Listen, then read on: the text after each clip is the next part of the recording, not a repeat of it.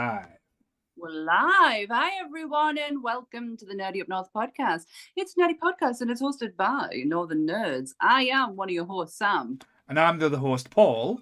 And today we are joined by Hello Kitty himself, Jake. Wearing into a cat boy. Wearing the most adorable headset I have ever seen. So yes, doing it for the craft. And I thought there were dinosaurs behind you, but it looks like, is it clouds or what's space? The final frontier, I've heard. All right. We're actually joined by an X-Men or an X-person herself as well. Are you allowed to say X-Men now? Is that politically correct? Are we going to get into that? We're joined with Jessica, who is wearing her amazing cosplay as Rogue. See, like, this is what happens when people put effort in, guys. We have to take notes. We have to start trying. But yes, but now Jessica is living every teenage boy fanboy's dream. So expect the chat to explode anytime soon. Or a lot of people taking screenshots or print screens. It's all good. Don't worry, guys. Or his triple X Gambit 42069 now. Don't say that. The only thing is, so she's not wearing gloves. Oh. No. But they're still in storage somewhere. She can't touch us. That's fine. It's all good. But yes. So hi everyone. Hi. So Sammy, do you want to do your little bits? Oh yes. Well, I've been thinking, because it does sound really, really cringy when I ask this question. So I'm just gonna be really blasé about it and be like, how you're all doing, and have you watched anything interesting this week? Still cheesy, but still fine. It is. I can't. Like, I've been playing it out in my head all day, and I'm like, yeah, still sounds. We need to hire writers, don't we? That's what the thing is. We need to get there and get someone to like write our shit. So yeah. We didn't even write our own shit, so that's probably the big issue. I wrote the disclaimer. That's as much as I can put credit to. I thought I did your disclaimer well on Tuesday. I thought I handled that quite well.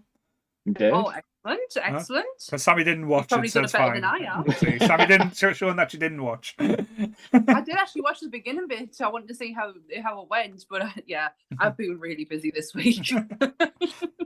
So my apologies. It's fine. I'll beat you up later. It's okay. So yes, who wants to go first? What have you been watching, Jake? Go on, Ahsoka. Go on, tell us how you've done. I was going to say, you really want me? Can I just put this out there before you start talking about Ahsoka? I've only seen the first episode, so don't spoil the second one. That's all right. He's only got to say it's shit. Yeah, I don't think there's anything to spoil either. You were brought up in conversation last night while we were watching it. I actually paused the telly and went, I don't get Jake. And I went, what? And I was like, he actually watched all of Andor and fucking loved it, but yet we get something that has more feeling of Star Wars than Andor, and he doesn't like it. And then I press play again. I don't know where this like feels of Star Wars thing comes from, if I'm honest. Because like, do you just mean it feels like the prequels? Because it kind of does. Yes, that, and you know my love for the prequels. Gotcha. It's Jar Jar in, because I'm not going to watch if Jar Jar's in. No, it's like I don't really. It's. I don't think it's like well written or anything. It's very grey as well. Which when I think like Star Wars, I think like weird and colorful. Like that's what I like about it anyway. But Andor wasn't weird and colorful. No, it wasn't. It's grimy. You guys didn't watch till like the halfway point though. I got to the. It does start at the Bill level, and I got bored. Yeah, it does start in like noir, like rainy city and stuff like that. But it goes places. They go to like different planets and all that stuff. But I don't know, like Ahsoka's weird because it's like they've turned cartoon characters into live action. I feel like they've lost some like life in that transition. Like I don't think Rosario's good. In that role. Okay. It is quite a difficult one, actually. I'm finding this as well. I thought I love Rosario Dawson. I thought I'd really enjoy it, but there's just something off. Something doesn't seem right. I don't know what it is. I can't put the finger on what it is about it. The only thing that's the saving grace, Chopper. Chopper is still just as amazing as he was in the animated series. It's still an absolute psychopath, which is brilliant. The only thing I don't like about Chopper is it's Dave Filoni's voice. I'm just thinking about him every time. Yeah, like yeah, it's a weird one. I'll stick with it because you know, I did really like Rebels, and like Sabine's changed from Rebels as well, so that's weird. And it's like I don't really know, like, because it's the same guy writing and directing it as who was on Rebels, so I don't know what they've lost in the transition, but something weird. I haven't watched it yet because I'm gonna like say binge it, like say so on, because I don't want to do the Andor thing where I watched the first episode, thought it was shit, and didn't couldn't bring myself to do it again. Yeah, I keep trying, but if I can binge it, I can get through the shitness. That's what I'm hoping. But that's the sad state of affairs where we're trying to get through shows rather than enjoying them. So yeah, maybe I should just stop. Is that what I should do? Is that the solution? Keep with it. Well, you've Fall in love with it. So now Jess is back being a northerner and being one of us again. What have you been watching there, young Jessica?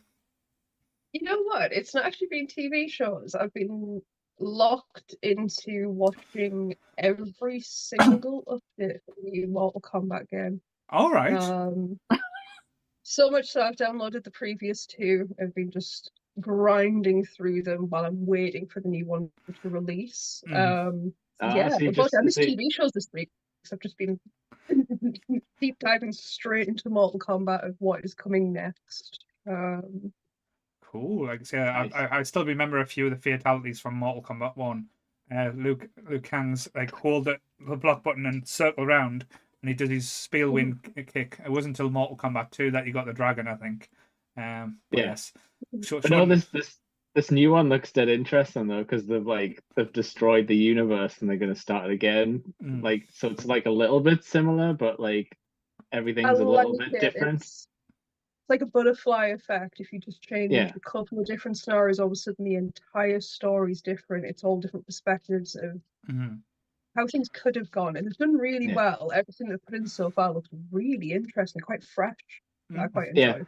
Yeah, because like in the new one, like Liu Kang's the god and Raiden's like the human now. They've kind of like switched roles, but it's like in Shao Kahn's not like a full like leader yet, and it's like so they're touching on similar things, but they're gonna obviously write a whole new storyline and stuff. But it's cool. I'm loving the novelness of it, because where they left off in Mortal Kombat 11, that is the end of the story. Is Liu Kang becomes the god, and he's able to rewrite time. And you see in all these trailers, basically anyone who upset Liu Kang got a really bad future. Like you they've all ended up on the bad sides of everything. That no one's like big and powerful anymore. I know it's looking great. I'm really looking forward to it coming out. I wonder if they'll play into the new Mortal Kombat movie that comes out as well, because like that's nothing so far. Like no links that I've noticed. I know. Well, the cast they've cast what's he called? In Billy the Butcher, from The Boys. Oh, Evan, he's I'm not a huge fan of that casting. I think if they hadn't have already done Kano in the first film, he would have been a brilliant Kano. Yeah, he seems a bit old for Cage, but like I don't know. I'll wait the Hollywood till I see actor, it. but it could have been. I said The Miz from WWE would have worked as well, but don't know how cheesy that would have been. He's basically Johnny Cage. Like he's got his whole persona on essentially being Johnny Cage. He's not an actor though. Not a movie level actor. No, everyone's got to start somewhere. Movie. I think it's supposed to go to acting school instead of wrestling school, though. I think that's the real start. What about you, Sammy? What you've been watching?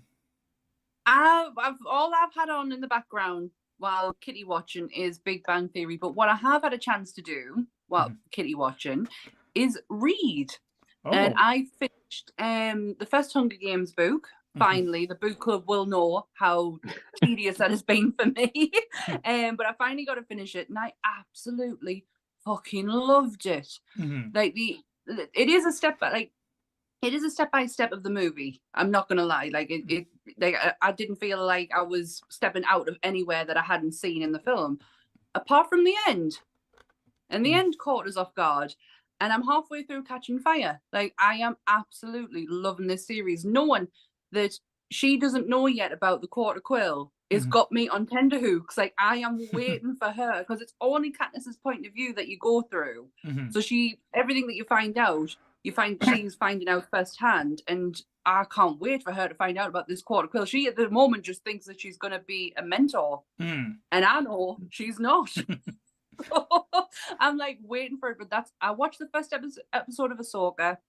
I actually really enjoyed it. I'm not gonna lie, I really enjoyed it. It did give us a lot of Star Warsy feels that I didn't get from Andor, so I'm sorry, Jake. I'll tell you what I did really like, actually. I don't know if they're going to use it in the show, but like the music that's on the end credits is like top notch for Ahsoka.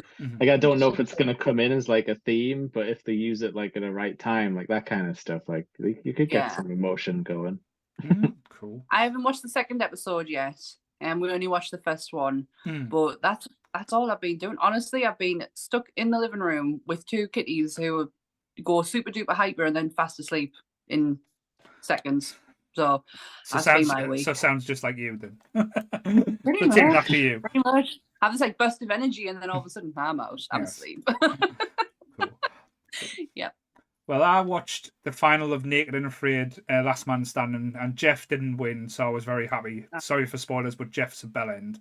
Okay. Did he have to leave? Did he get like attacked by bees or anything? Before the final, like the final, I would like to call it a race, but it was more like a marathon where you had to trek 12 miles through like the South African desert, like naked, with just the supplies that you've accrued for the last 40 days. But they had a task where they had all the items taken away from them, and they had to create fire with just using friction. And basically, it was like the first 3 people to create fire, and you had 3 days to do it. But on each day, it pissed down raining. So all the wood was wet, all the stuff was wet, and only 2 people out of 6 managed to create fire from friction, like using different like survival techniques. And 2 people actually broke down because basically they're not eating for days; they're just trying to create this fire. Broke down, crying. It broke them mentally, and it was absolutely beautiful to watch. Show? Is this like a reality show or something? Oh yeah, it's on Discovery, so you know it's awful. But I love like the shit. But it's basically just gets set in. So for context, why are they nude? Why not? Why not? Because it's like ultimate survival. So it's like, you can't get comfortable and sit down on anything because everything's all pointy. But you can't see like makeshift like leaves or something. Oh no, it's all blurred. They're blurred out. All the penises and buttholes are blurred out, so you can't see it. But it's hilarious. They make shoes sometimes. You're with strangers, you're all nude and things. Fair enough, there's nudity, but I imagine there is some moments where you kind of like, I don't really be looking at your butthole right now. Like, could you not lean down to try and do that fire right now? Like, there was one episode where shit got real. Like, there was an episode shit got real because one of the lasses had diarrhea and she cleaned her ass in the drinking hole. So the people went nuts with saying, "How dare you!" Like well, she was getting we boil the water anyway, but she's like, "Do you not think it's like you should have went somewhere else to clean your asshole?" And she was like, "The fish poop in there. We've been eating the fish," and he's like, "Wow!" I think I'll watch this show. I'm curious now. It's great. It's hilarious. Watch the XL ones. Them are the better ones because it goes into more detail and you see how just nasty people can be when they're tired and hungry and they've been eating basically plants and like I saw this one where this guy had this proper like rant against the woman, like saying she was like awful and how he was like, like the alpha bro thing. So she went like because she was like, fuck this guy, I'm gonna leave him on his own then. And then the next day he decides to like attack a bee's nest to try and get honey, and he's just stung all over and he's like, oh yeah, and he had to go home. It was just the best like comeuppance I've ever seen on television. There's one where this wifey went absolutely batshit crazy and threw all the like equipment that they were using into the water, and she was like, "Fuck you guys!" And then they're like, "Wow."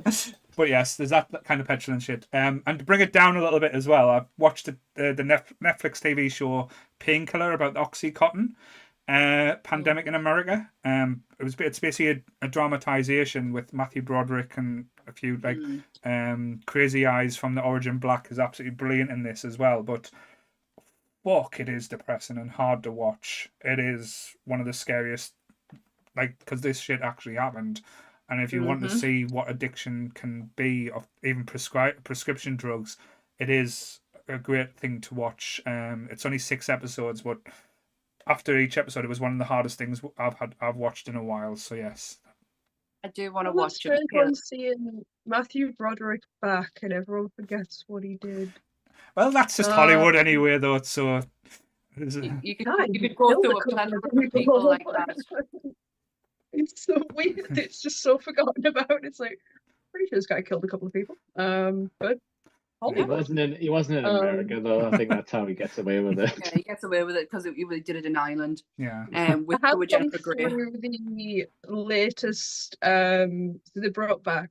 It's not nerdy, unfortunately. Sorry, but they brought back Sex and the City. I think you can be nerdy about that as well.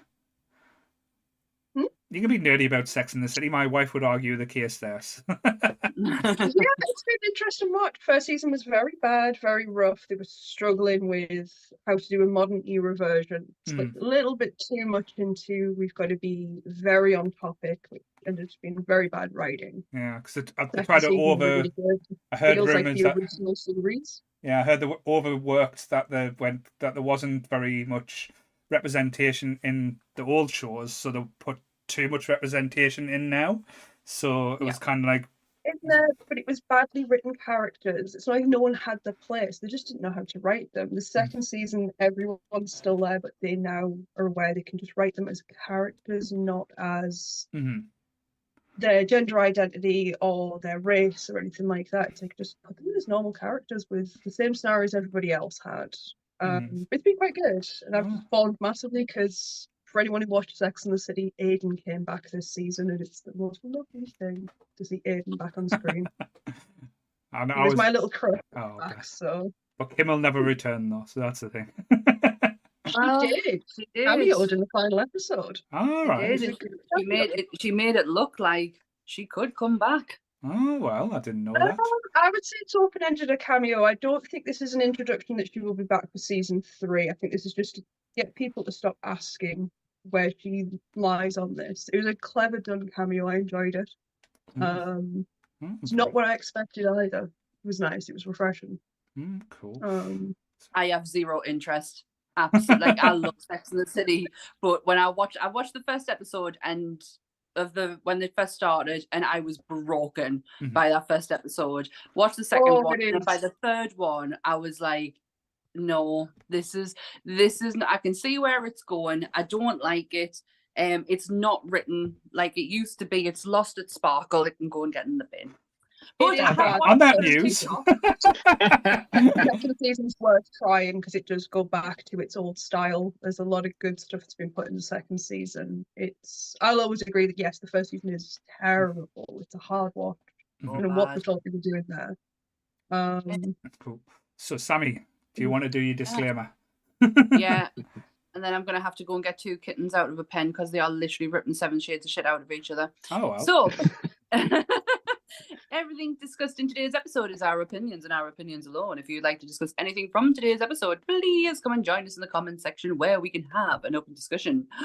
What we won't have is anyone coming for us and telling us our opinions are wrong. We can all agree to disagree in fandom. So let's keep it fun, keep it kind, and keep the toxic behaviour out of nerdism. I've done it again, for fuck's sake. 3 weeks in a row. It was just like anticipation there. You know what it is? I did it perfectly on Monsters the other night, and I said at the end, I don't know what it is, but every time I have to think about what I've got to say, I just have this mental block, and then I've done it again. But you got the message. Keep the toxic behaviour out of nerdism. Well, yes, right, I'm going to go get these. The only thing to add as well, you don't have to just come to us on the Facebook page. You can come to us in the Discord group where you can argue with Beth about what cereal is the best for each day as well. The Discord deviants, the creeps of the Discord. I am going to let these kittens out before we get into this conversation because they're doing me head in. Oh wow. So yes. So this shadow cat, everyone. I was going to say Jake's a well-behaved cat, so that's fine. But yes, so this week's episode, it's been one that we've touted about doing for quite a long time. We have mentioned in passing the X-Men and more to do with the films and probably the cartoon, but we haven't really went into it in too much detail. Mm-hmm. I know as soon as we did mention that we wanted to do an X-Men episode, there was quite a large number of people who wanted to come on and talk about the X-Men, which surprised me as well. I didn't think the X-Men were as big as they seem to be are, because in relative, when it comes to comics and stuff, I know we've had lots of different iterations. This is still a newish comic in comic book terms, if it makes sense, because it did make its debut in September 1963. It does feel like it is an older comic. Like, say, if you think about Batman and Superman and stuff like that, or like even Spider-Man, you do feel like the X-Men has always been around them. But to me, 1963 in the 60s is still a relatively new comic in my eyes. 60 years old because it's the same year my mum and dad were born. I'm not that bright to know math, but yeah. So it was co-created by, well, are we co-created by Jack Kirby and Stan Lee? I don't know how. Was this another Stan Lee performance where he said, "That's a good idea, I'm going to steal it"? I do not know. I'll start that rumor again, because he did not create Spider-Man. I don't care what people say. He did not create Spider-Man. No. I think it's fairly well known that he was just a bit of a like the salesman type of guy. You know, he would take the ideas and he would sell it, and then he was like, "Yeah, this is mine." So I have a lot of respect for Stan Lee in certain aspects of media and how he got out, you know, the media of it. But when it comes to the creation, he was very much a Bob Kane on the whole thing and was like, no, it's all mine, it's all mine. fuck you. I think when he got his older days, he realised the mistakes, so he didn't start giving credit when it was getting out. A lot of people weren't getting the credit, but just to say, like as you said, to a lot of budding artists out there, be careful what you sign over for or what information you give up. It's nice being a comic book artist. It's nice getting your art out there, but you don't want to lose what is yours. And it's happened to so many different cartoon artists and cartoonists in the past that it is quite sad and scary at times when you hear the stories. The list is never ending. Like absolutely never ending, especially in comic books. But I didn't know Stan Lee had much to do with it, because when it comes to X-Men, the first person I think of is Chris Claremont. Yes, he's the first person. Yeah, there's Chris Claremont over there. That's the first person I always think of. It was like the birthing of the X-Men. You can say I'm wrong, but that's where my brain automatically goes to. He defined the greatest era of the X-Men. Really, all your biggest fan-loved characters came from his writing, and there was a point where he actually left, and you would have to have kept up with every comic, and characters like Rogue just sort of disappeared. He stopped being a thing in the comics for a while because no one knew how to write other than him. A lot of other characters got left behind as well once he left. Huge shame. Sorry, I've just been distracted there for a little bit. Jessica's background's become unblurred and there's like a headless corpse in the background. I'm so sorry. I've seen it happen. I'm like, oh my god, my room. No, it's fine. The room's fine. I was like, it's Jessica hiding a dead body. It's fine. This is what happens when you mess with Jessica. You get fucked up. No, that's the mannequin just hanging out in the corner. Is there an X-Man called Mannequin? That has to be right. There's a head somewhere as well. There's a styrofoam head. Lucky that's not out as well. Morph was probably the closest you could get with Mannequin. Oh, Morph. So, when will I see you again? Yes. So going off starting points as well. I know we are close to the same age. We've got two young uns and two old uns, shall we say. Where was your starting point for the X-Men? Like, what was your opening to it? Was it the movies, the TV, or the cartoon, or was it the comics? Well, Jake, we'll start with you.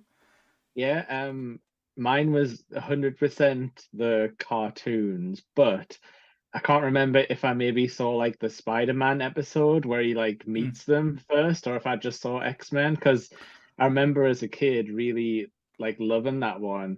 It's part of the like giant like 7-part thing where he's like mutating. You know, he becomes like the 6-armed, like the man spider or whatever. I don't know. I know that's Danny DeVito and Always Sunny, but yeah, like he goes to see them and like he's like, oh, I need help with my mutation. He's like, I don't want to like hurt the people I love, and they're like, hey pal, it's not a mutation. It's like this isn't like a bad thing. And he's just like, oh great, like every time Spider-Man helps everyone, then the one time I need help, like, and nobody like, and he just swings away, and they're like, maybe we should have helped Spider-Man. But it's like it's awesome though, because you get to see a little side of like Peter Parker being like I really need help, and like the one time he like asks for it, he doesn't get it. And I just like that just stuck with me, how he has like a bad experience with the X-Men. It's always interesting. It's got interest in all the mutation like stuff. I love all that angle on it. I know it's like it's got like massive history, but yeah, that would have been the first time I saw that kind of thing. Yeah, and I probably for a lot of kids as well, that was ever like, cause I'm going to say that we use the word sheltered as a kid, like especially growing up in the northeast and stuff. You weren't ever say shown too much of like the wrongs in the world type thing. But like I say, the X-Men was probably a lot of kids, like especially the cartoon, was a gateway into segregation and basically treating people who were different a different way, and how they addressed it as well. That was always like quite strong, especially in the cartoons. There was no way you could get around it, but like I think they did it with the first ever episode of the cartoon, where basically Jubilee's been attacked by the Sentinels and stuff, and it's like the government is starting to start the Mutant Act, and like it's starting sowing the seeds. But yeah, what about you, Sam? What was your first experience into the X-Men? Mine was the cartoon, definitely, but it didn't hit bells with us like it did with most people. I was more for the Fantastic Four cartoon, but hey, but no, we all make mistakes. I know, and I've learned from them mistakes, but they didn't resonate with us at all. Like I wasn't, and they should have in so many ways. They should have. It wasn't until I met my husband, the first conversation we ever had was about the X-Men. All right. We were walking to a shop at 7 o'clock in the morning. We'd been out all night. What were you doing? Oh, I walking to him.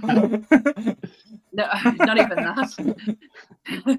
I needed some water. But we walked to a shop, and our first conversation about the X-Men, and I realised that, and then I was like, oh, I'm going to end up with you, aren't I? You just one big nerd. 16 years later. Oh, poor Anne. Like, I'm going to end up with you, not like saying, this is the man I'm going to marry. This is the man I'm going to spend the rest of my life with. Oh, I'm stuck. I'm stuck with you. No, but it was later on in life when I decided to start reading comics that Old Man Logan was the first one that I ever read, and it has a backstory of the X-Men running through it. It's not, but it's not solely. But that was my kind of gateway. I'm still not quite there with the X-Men. I still don't have this huge love for it, because if I had it back when I was a kid, then maybe it might have been different now. Yeah. If that makes sense. Well, your girl Carol Danvers has a big role with a lot of the X-Men as well. Miss Marvel, and as Jessica's character, stole a lot of her powers, shall we say? Yeah. That's interesting, because like the cartoon, it really just thrust you in the middle. Like Paul, you've already mentioned like Sentinels, and like that's like deep in X-Men like lore. Like you don't go like straight to Sentinels and like Carol Danvers like power taking, because like that was weird when they flipped back to the origin story, and I'm like, what, Rogue can't fly and like have super strength? Like I'm not really sure, because they just like threw you in like right in the middle. But that's always like say when it comes. It's weird with the Rogue thing, because there was a bit of thing with this. So it's all to do. the forever thing of Marvel and their rights and who has rights to what. So when you get something like the first X-Men movie, and the biggest disappointment you get from the X-Men is we've never seen Rogue in full-blown Rogue. It's never happened yet. And it's all to do with because they've just never had the rights to Carol Danvers to ever be able to do the story. Yeah. Right, okay. We've always had a kind of lackluster or a more simplified Rogue until maybe 2025. All rights go back to Marvel. We might finally get rid of Brie Larson. Sorry, Sammy.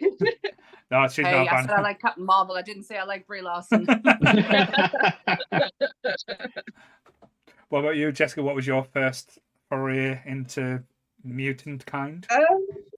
Honestly, I think it will have been the first movie I saw first, and then very quickly, my brother was like, "There's a cartoon. You know, there's a cartoon. Like, you've loved the film, right? Here's the cartoon. Sit down and watch this." And then they did a couple of video games on the GameCube, which is where you got to play through the stories and you got to build your own X-Men team with all the different characters and stuff. And then fully locked onto it from there, and like then onwards, where it was just kind of like, these are my superheroes. I'm invested. This is this is where I want to be. Was that X-Men Legends? Were those called? It was. I adored those games. I'm so tempted to get them back. Because they had loads of like cool stuff where it had like character bios so you could read about them, because it had a lot of characters in and you met a lot of villains like very quickly. But like it had those little bios where you could like read about like, oh, so that's who that is. Oh, that's the first comic they appeared in. Like I always loved when they did stuff like that, like in the Marvel games. It was really cool. Like, I've got a GameCube again now, and I'm so tempted to try and source those games again, replay them. The graphics will be terrible. I'll probably hate it, but I think that's the only way though, because like people love those games, but they can't remake them because of what you were saying about like licensed stuff. Like they can't get, because there was Marvel Ultimate Alliance afterwards as well. Yes, but it had X-Men in, so now that's choppy. When they remade those, they had to cut the X-Men out, and it's like, no, it's just too much of a mess. No, it's funny that you talked about computer games, because that was actually my first taste of the X-Men. Like I didn't see the cartoon initially. Like the movies were way down the line before. Let's say, 'cause I'm old. But it was basically, it's going to sound really weird, but Crow Tree Leisure Centre in Sunderland had a little arcades room next to the swimming pool. And one of the games that was there was a 4-player X-Men game. That was a side scroller, a lot like the Simpsons or the Turtles game that came out, but it was the X-Men. And it was pretty much just X-Men Streets of Rage style, where you would go through. And I was obsessed with this game. For some reason, my favourite character to play the game was Cyclops, which again is an interesting choice because he had the blasters and you could do like the long range hits and stuff like that way. I like Colossus because he used to do that thing where he'd be like, bro, and then everything would explode, which has got nothing to do with having metal skin.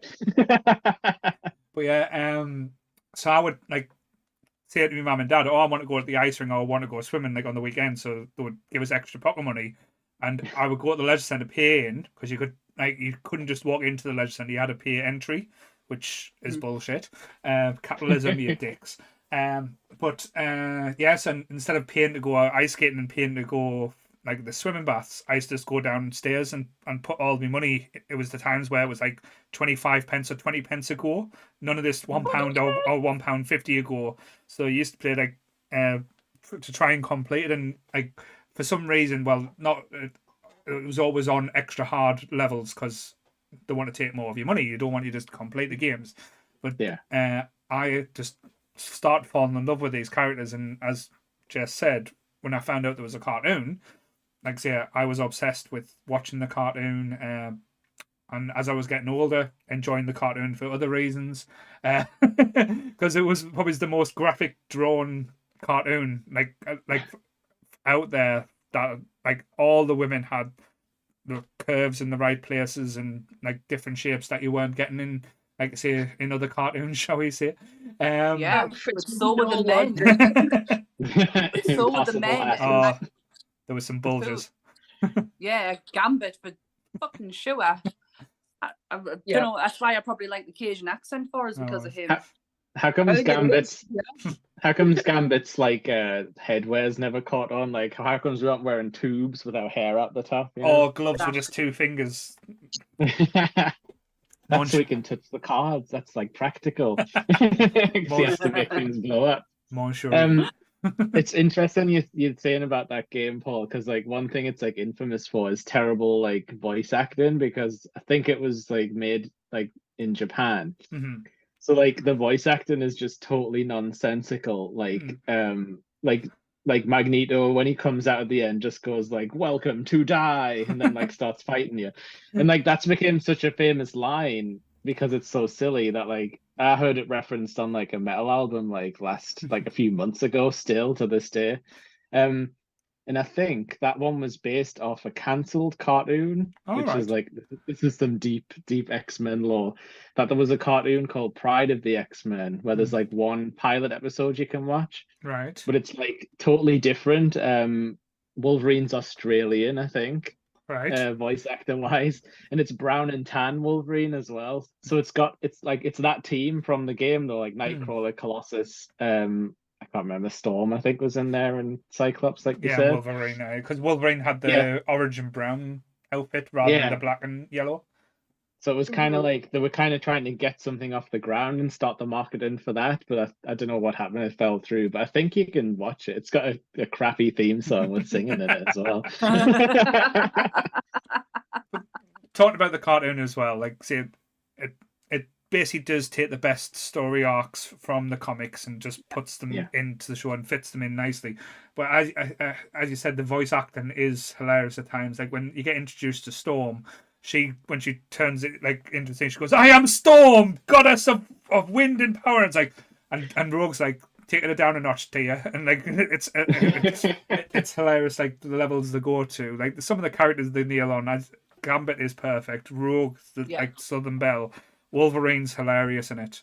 But I wanted to ask as well, because everyone's got a favorite character. Like probably has changed when they've got younger. Because when we first get introduced to X-Men, for some reason everyone always gravitates towards Wolverine because he's a grumpy, gnarly guy. But as you get older and you start enjoying, like say, the characters a little bit more, I was wondering which character is your favorite. So we'll go with Jessica first, see if it's different to the one that she's dressed up as. It's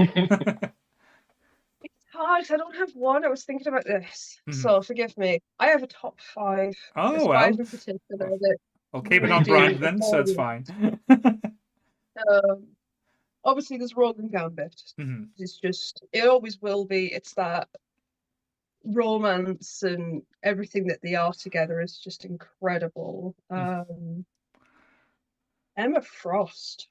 Emma Oh, Frost being like interesting. just the absolute sort of badass that she is. Like walks in the most fabulous of outfits, knows she can take anybody's man. You know, she's way tougher than everyone. Nobody can do anything about it. Mhm. Mr. Sinister. Right. A Mr. very Sinister, a very underused bad guy. I didn't really understand what Gorgeous his deal was in the characters. cartoon. Oh, the cartoon done him badly, to be fair. In the comics, he's so much but worse. Okay. Some of his storylines are oof. I mean, his sort of backline, essentially, he's kind of Victor Frankenstein. Mhm. He experiments on his own child. Mhm. He discovered genetics and stuff, and he could change. His child is meant to have died of some kind of birth defect, so he starts to experiment on the child to see if he could fix it. Mhm. And then more and more, anything he can get his hands on. There's even an awful line with him where he ends up in World War II. All right. And he's not on the good side. That doesn't What? surprise Mr. us. Sinister? In the camps to experiment on them, looking for mutants within the camps. So links back to the Magneto stuff. Really well done villain. He's one I want to see come to screen. It'd be very It would hard be to do it amazing. because you can't there's no way you could do a sympathetic Sinister. So No, I can no, it's going to be awful. yeah, because Marvel like to do the sympathetic bad guys where you feel kind of sorry for them, and there would They be do, don't they? Like, what's wrong with a good old fashioned like irredeemable Hmm. guy? They have tried to do No. Sinister a few times in the films, but they always bottle it for some reason. Like there was rumors that Richard E. Grant was going to be playing Sinister, even though like he was named the character before he does experiments and stuff like that. Yeah, they did, didn't they? Get something like the Apocalypse movie, and he's not there, and you're like, hang on, this is the guy that is the one essentially helping to create the Horsemen. Like Apocalypse picks them, he makes them. Where was he? Where and that wasn't Apocalypse. I don't know what it was, but it wasn't. No. Whatever. How can you get Oscar Isaac and do that to him? How can anyone do that to Oscar Isaac? It's like the most amazing actor, and you put him in the worst makeup and give him the weirdest voice ever. Fox made a lot of choices. I think there was a lot of rushed things and things that they wanted to get through. But yeah, so that's number 3 or 4, is it? That's 4. For me, 5, Sabretooth. Sabretooth. Massively utilized, but a really interesting character. Really interesting when you get a lot of his stuff as it goes through. Really quite misunderstood. That he is actually just as lovely, just no one ever actually bothers to give him a good stroke. Take any interest in him. Which like look do you like for Sabretooth? Because like I kind of like the cartoon one where he's like a weird like yellow panther man, like with his big like rough I like thing. the classic. I like it in the first movie, and I'm not going to deny massive crush on him in the first movie. Even though he doesn't say anything. And I'm just kind of like, I wouldn't even be remotely bothered by the situation. Yeah, it's a little bit harder. But no, yeah, classic Sabretooth. Classic. Not Lee Screever and his weird nails. No. Oh god, yeah, they went hard on like in that Origins movie. They were just like running at each other for like half of it, like just going ah. Oh my god. What about you, Sammy? I think Deadpool did it right by eradicating that movie. It's still there. It's still in the universe. We'll be seeing a few characters from the thing in the Deadpool movie if the rumors are true. So what about you, Sammy? What is your favorite X-Men? Oh, growing up watching the cartoon, definitely had to be Rogue. That southern accent just won me over in a heartbeat. But getting older and getting a bit more into and learning a bit more about the X-Men, I have 2, Jean Grey and Cyclops, Scott Summers. There is so much to them characters that the movies just never managed to get. They never managed to put them forward, like put that part forward. I watched don't watch her anymore, but I watched a YouTuber called Comic Book Girl 19, and she is a huge X-Men fan. She actually did a TED talk based on the X-Men and what they actually meant to her. It's such a great TED talk. But she also did a series on the X-Men. It was Epic History of X-Men Volume 1, 2, and 3. And she did nearly an hour and something on why Scott Summers is the most put down character in movie history. Well, he is just Captain America Light, though. That's the thing. He is a Boy Scout, so that's probably why I love him.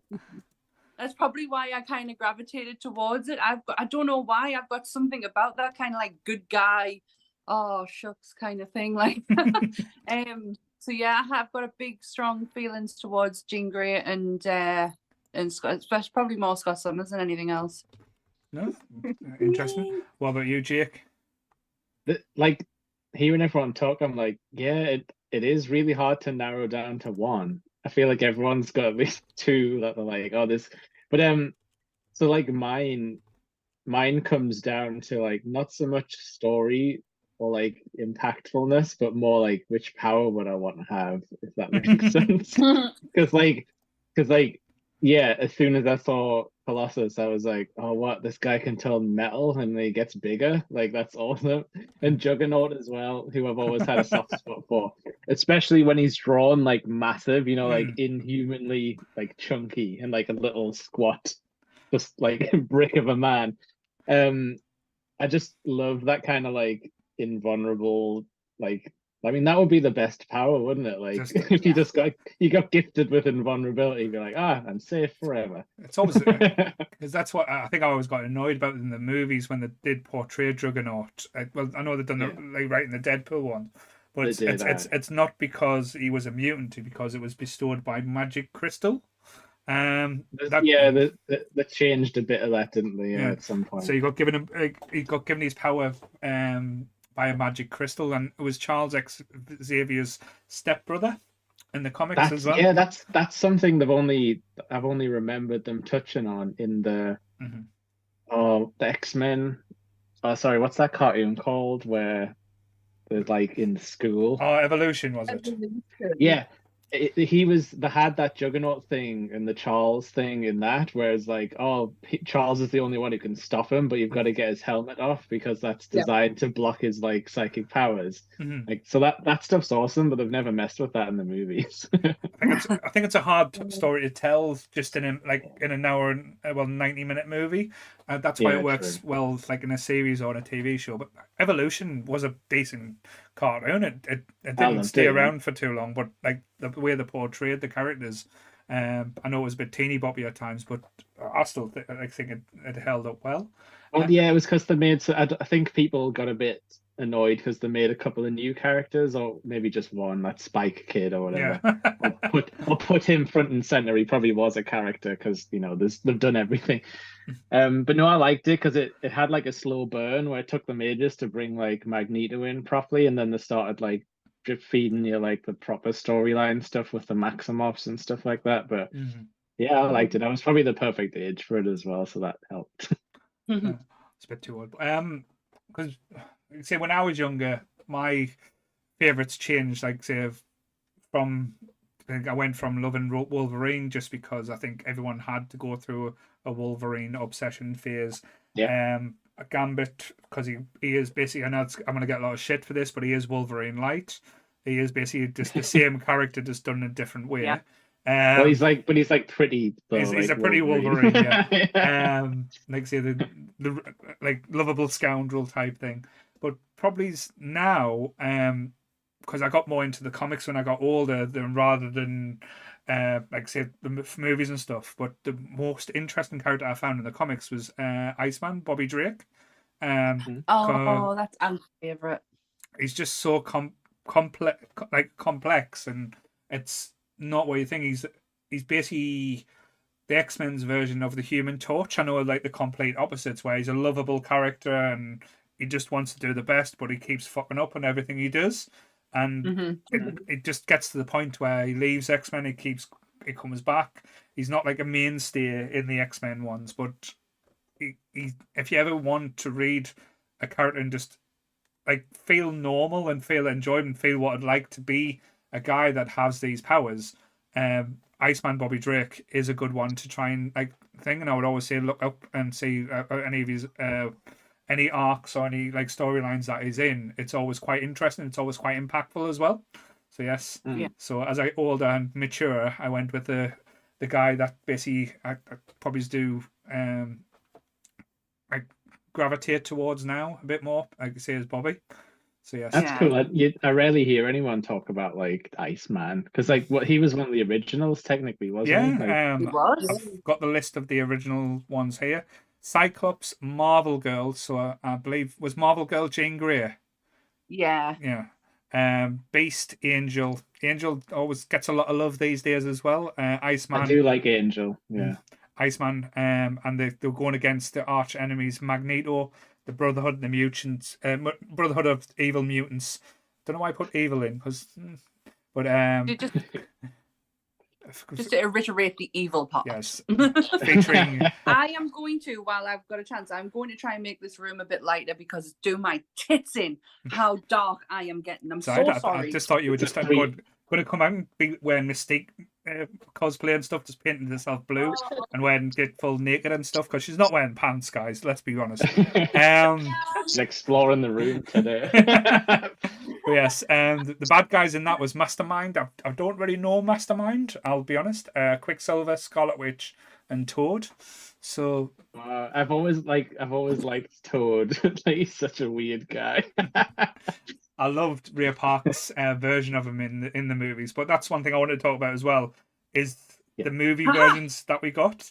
How did you feel about the movies when they came out? I know we've touched on the later ones being choices, but in between a lot of them, there has been some bona fide hits, I would say, and probably wouldn't have the like. I know everyone says Blade saved like the Marvel and saved the movies that we got if we didn't have Blade, but X-Men were a bigger part in my belief to us having the Marvel universe now, because if we didn't have the success with the X-Men movies, we would not even have anything like we've got these days with the Marvel universe.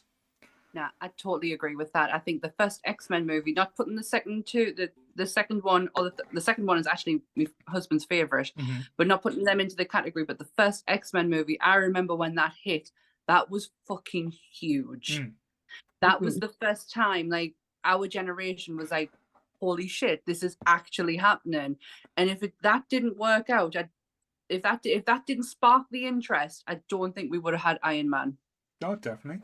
Do you know there was actually people kicking off on the, like, I don't know if it was the internet or message boards around the casting of Wolverine? They didn't want Hugh Jackman. You know who they wanted? I remember that. Like, this is not a joke. This is who they actually wanted. Danny DeVito. I'm Wolverine. Come get me. So the whole creating an X-Men movie, this started in the 80s. They were trying to do this. James Cameron would have actually got it. Originally, it was given to James Cameron, and I cannot remember who the female writer was. And it would have been Bob Hoskins would have been Wolverine. That's I might be mixed up then. Yeah, that sorry, because I always like the idea of having Danny DeVito, but I think because there was two people that was talked into at the days. Yeah, I think you're right.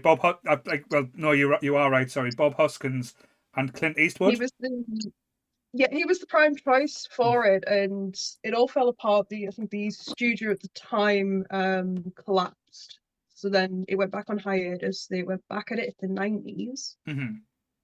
Batman and Robin is why we didn't actually get one in the 90s, because of how bad that movie failed. Marvel just kind of went, yeah, not the time, guys, not the time. It's going downhill, back up. Obviously in the 80s, I get it why they were pitching it, because you had the success of the first Batman film.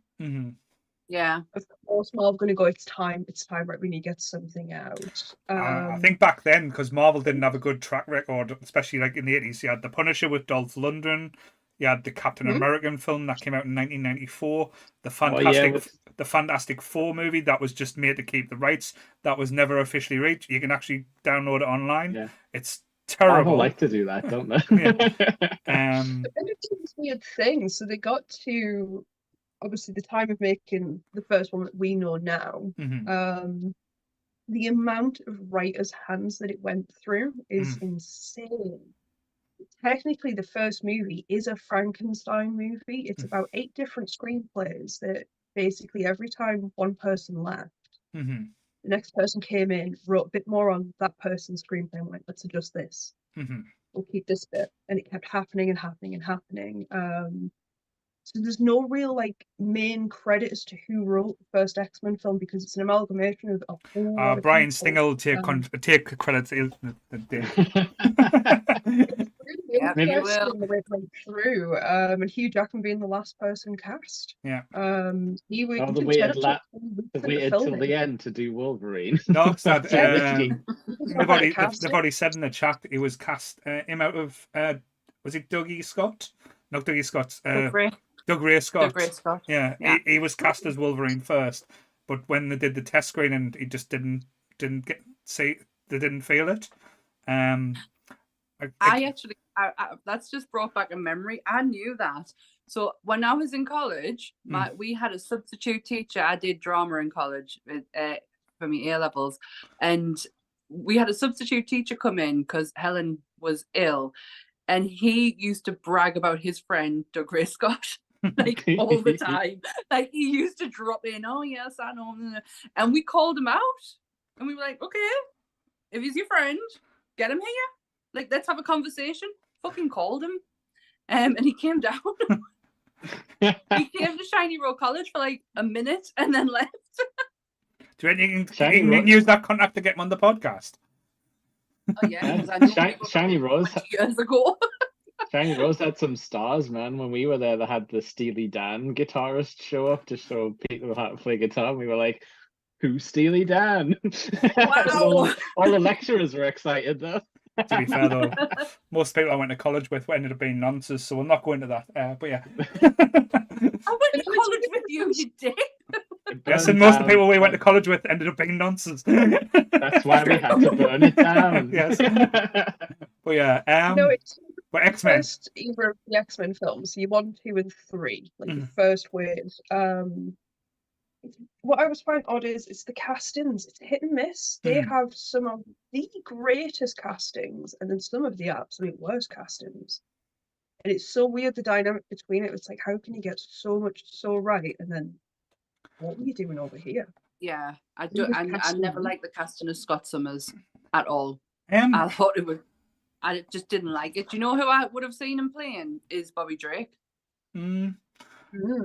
I think That's how I saw I've never had any issues with the casting for the X-Men. The only thing that I think back then they didn't know how to tell a multi-team story, and I think that's like the frameworks. What happened in the X-Men movies is what Marvel used and moved away from to get like the Avengers to work. So it's kind of like this what failed in these because they got such big names, and like as you said, Storm as Halle Berry, who was coming off huge at the time, and she's playing a bit part role. And you've got, as you said, James Marsden playing Cyclops, and Cyclops in the comics is a huge character, and he goes from the love interest to the jealous boyfriend to, like, say, these blasters that's just terrible. It just they wanted so much, and I do blame the fans in a way for a lot of it as well, because the fans were saying we need to have this person in, we need to have that person, when we didn't. No, we just needed a basic X-Men story, like really like blueprinty basic to set a franchise basically. And they got that. And they got that right in the 2 films they done later. Days of Future Past and First Class. When they got the storyline right, used the certain characters well, didn't overload it. Because let's be honest, the other X-Men films become Wolverine and others rather than having, like, say, like as a team. It was like, we've got to get Wolverine as the main focal point because no one will come and watch these movies if we haven't got Wolverine in. And I know, which it did happen. It's weird because technically when I did the first one, Anna Paquin was the most successful actress to actually be in the movie. She was an Academy Award winner. Technically, Hugh Jackman was a small name at the time. And as it moved on, it's the whole reason why Anna Paquin just slowly drifts out of the films. Like, Days of Future Past, and then forget that Rogue was a thing, and they're like, I think that was more falling out with Bryan Singer, wasn't it? I think she had a falling out with Bryan Singer. She had a huge falling out with the production company, yes. So is that why they wrote a character to be like, I want to be cured, and to take the mutant cure in the 3rd one, basically? Because they're like, we're going to to write you out. Well, no, because that is Rogue's story in the comics. That, like, in the comics, that's where Rogue thinks, but the difference in the comics, she doesn't take the cure, and I think in the movies that she did, and that was like but then they sort of were like, oh, but it actually doesn't work because Magneto moved his chest piece at the end. like you can't stop being a mutant. What ends up happening is the story, like the writing of the first movie, Rogue worked really well to be the main character because technically she's the viewer point character. We see the mansion through her perspective. We meet everyone through her. She's the new one stepping in. You come to the 2nd and 3rd film, there's no need for Rogue anymore. They can't turn her into proper Rogue. They can't just Captain Marvel. So she drifts out. Hugh Jackman takes the lead instead. Fans went wild. It's why they keep bringing him back. God, the guy will be like 80. He'll still be like, he's back again.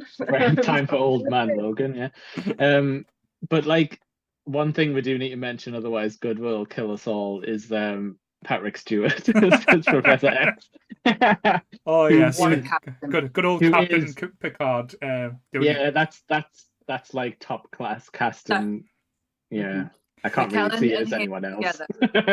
But It's a brilliant way of putting two people together. I think him and Ian McKellen, because they've had this long-standing friendship. You know, the greatest of friends, and setting them up as exactly what the characters are: long-standing friends on two sides of an argument. And it's weird because when you watch the new ones, you don't get the same feeling from Fassbender and McAvoy because they're not. They're trying, but it's not the same dynamic you're going to get from these two actors who actually know each other and know exactly how to have these really amazing, gripping conversations. I see it a slightly bit differently. I see two actors who, McKellen and Patrick Stewart, have gone through the same career.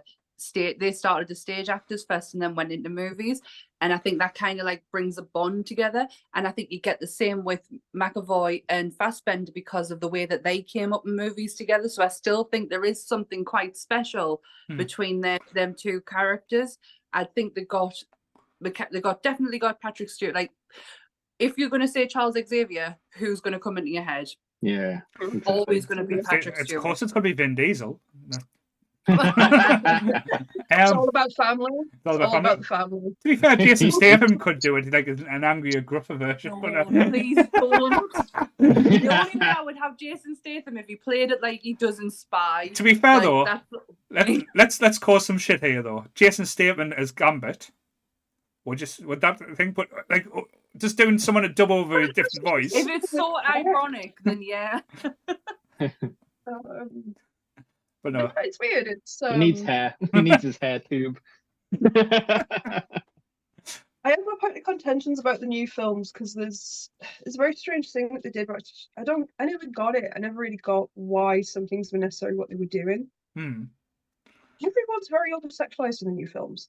You watch the first one, straight away, Moira Taggart is walking around in her underwear. Emma Frost walks in her underwear. To be fair, though, have you seen the X-Men comics? Everyone's in fucking underwear in the comic. Yeah. Everyone's fucking someone. Like, be honest. Watch the original three. Jean Grey, literally, the only time you have a moment where they've got it being a little more sexy, she's actually in a vest top. That's it. Vest top rather than the turtleneck. She is still absolutely the hottest thing in that film is Jean Grey walking around with the glasses, the pinned up hair, and let it down and put the suit on. Nobody's given this. Well, we better make sure we can see a bit of flesh. It's like, no, because they were all sexy as they were in full clothing, and this was more naturally sexy than. But just have a little bit of an argument there as well, because like I say, we did come on to the like say in a previous episode where you let us know that like say you like leather and vinyl. And what has the X-Men one got a lot of the characters? All of them wear very tight leather and vinyl outfits as well. So maybe that might be like you're saying over sexualizing, but I want to throw that back in your face a little bit there. It wasn't like Batman and Robin where you see like them pulling the pants up and shows the butt, but yeah, it like Hugh Jackman crammed into that leather suit, like they were making him sexy. But yeah, no, it's Mystique as well. Oh yeah, that's just nudity, basically in the movies.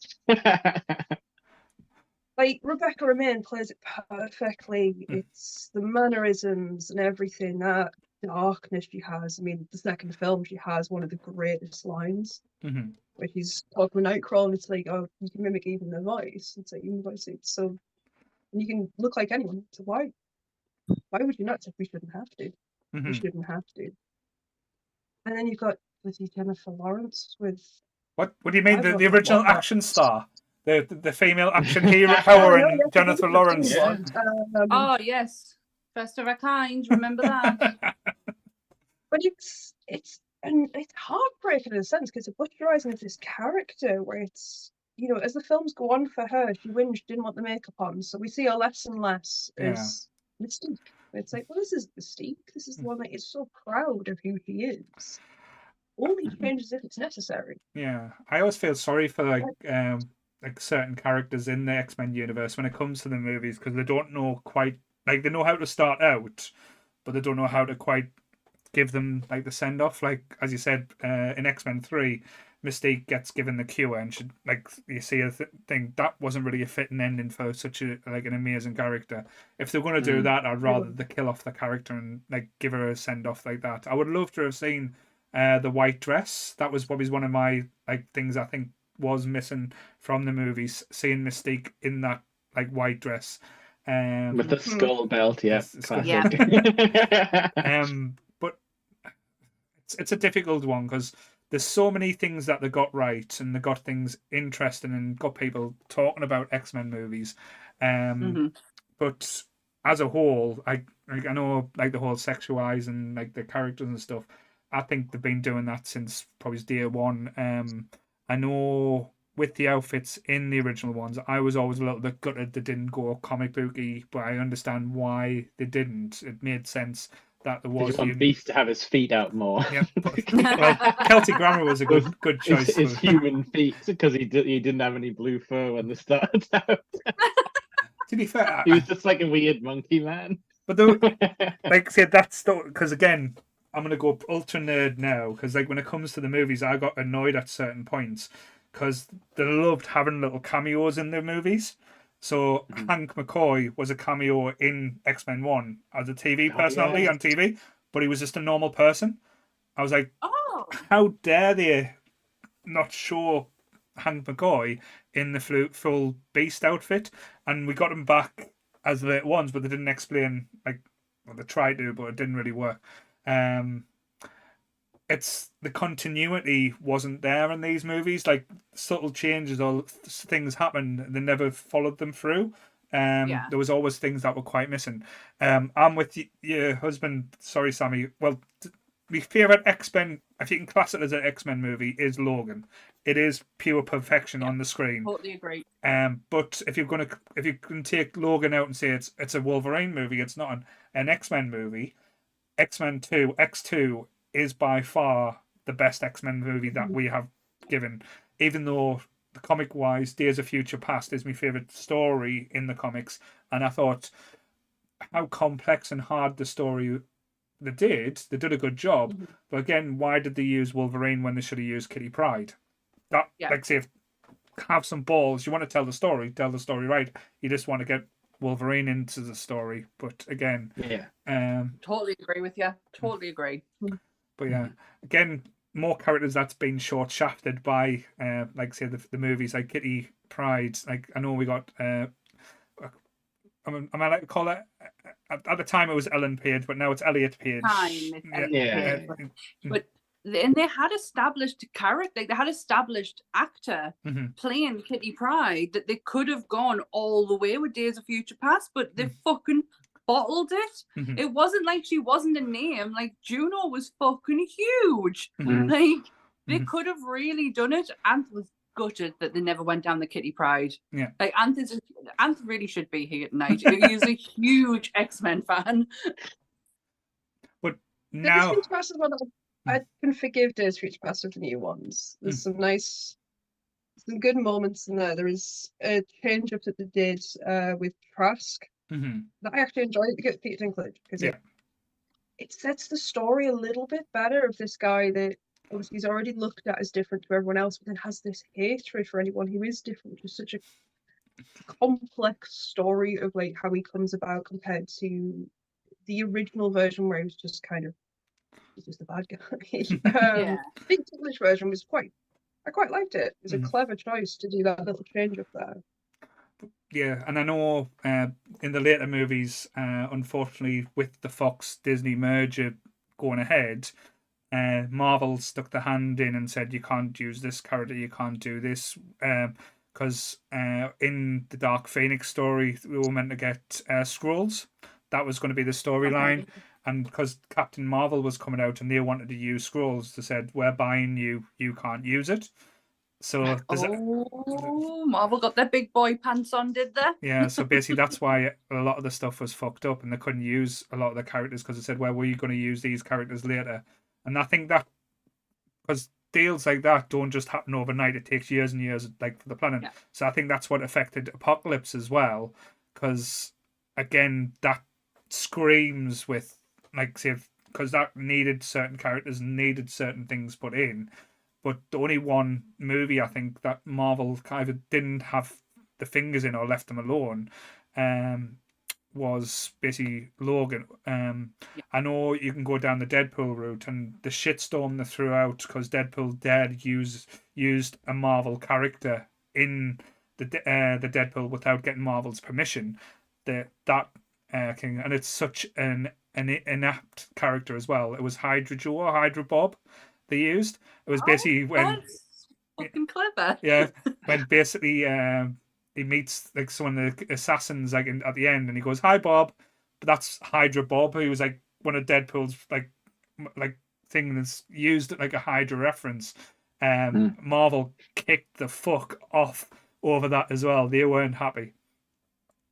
There is I one think that that's makes me fucking giggle when brilliant. Marvel getting involved with what they could do. Apocalypse is one. The original design of Apocalypse looked too close to Thanos, which is why we get really bad Apocalypse. We were told to change it, that we could not have two characters coming out that looked so similar. Quicksilver cracks me up of Marvel being on the whole thing of like, well, we're using him too. Yeah. So we have to be really different here. You can only have him. You can't have Wanda. You can't have the rest. You can have Quicksilver. Yes, That stuff was so messy, wasn't it? It was like, as a fan, it was just awful to like experience, like, because you just want to like Paul was saying, but it's so wrong. Whereas like, they did theirs. Aaron Taylor Johnson is great, completely miscast, completely underused. And Evan Peters pulls out the most amazing Quicksilver, has some of the greatest, like the way they do his speed running is amazing. Yeah, that scene is amazing. We get one division where they actually finally put their own joke in of kind of like, okay, we'll give it to Fox, they got it right. Like, you won that one, yeah. But even then though, like even the One Division reference was just like what are you doing? Like just give us I don't it. like Like, how it ends, that it's not actually officially him. We don't even know who that was supposed to be, but I appreciated the acknowledgement of, okay, Fox. Yeah, but it just feels like either give us it or don't. Like, but they like to dance around things like so much. It's weird. But that was the whole. But that was the whole thing. They were allowed to use the names and the powers. They were like, you had to call her Pedro and Wanda, but they weren't allowed to call them Quicksilver and the Scarlet Witch till later on.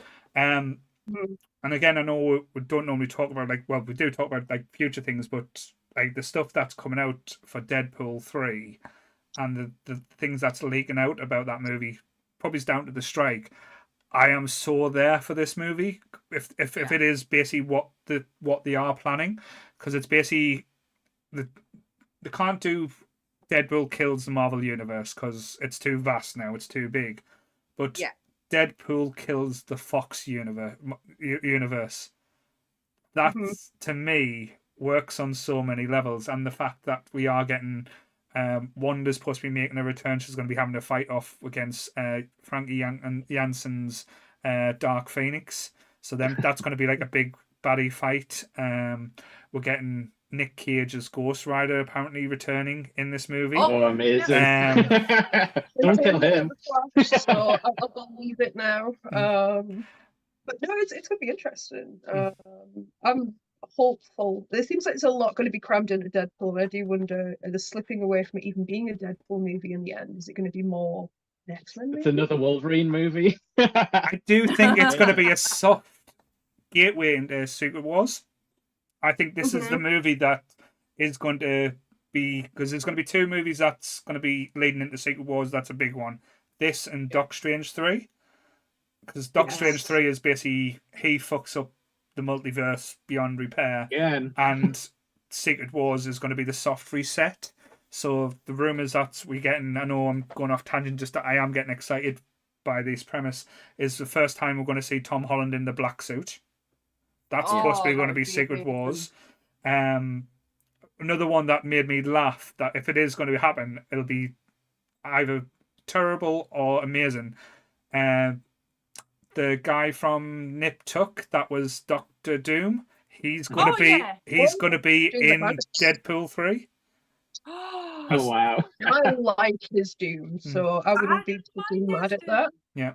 So that essence is, I don't know how much, like, it could be just like the end of Deadpool 2 where he's going through in time and shit and righting all the wrongs.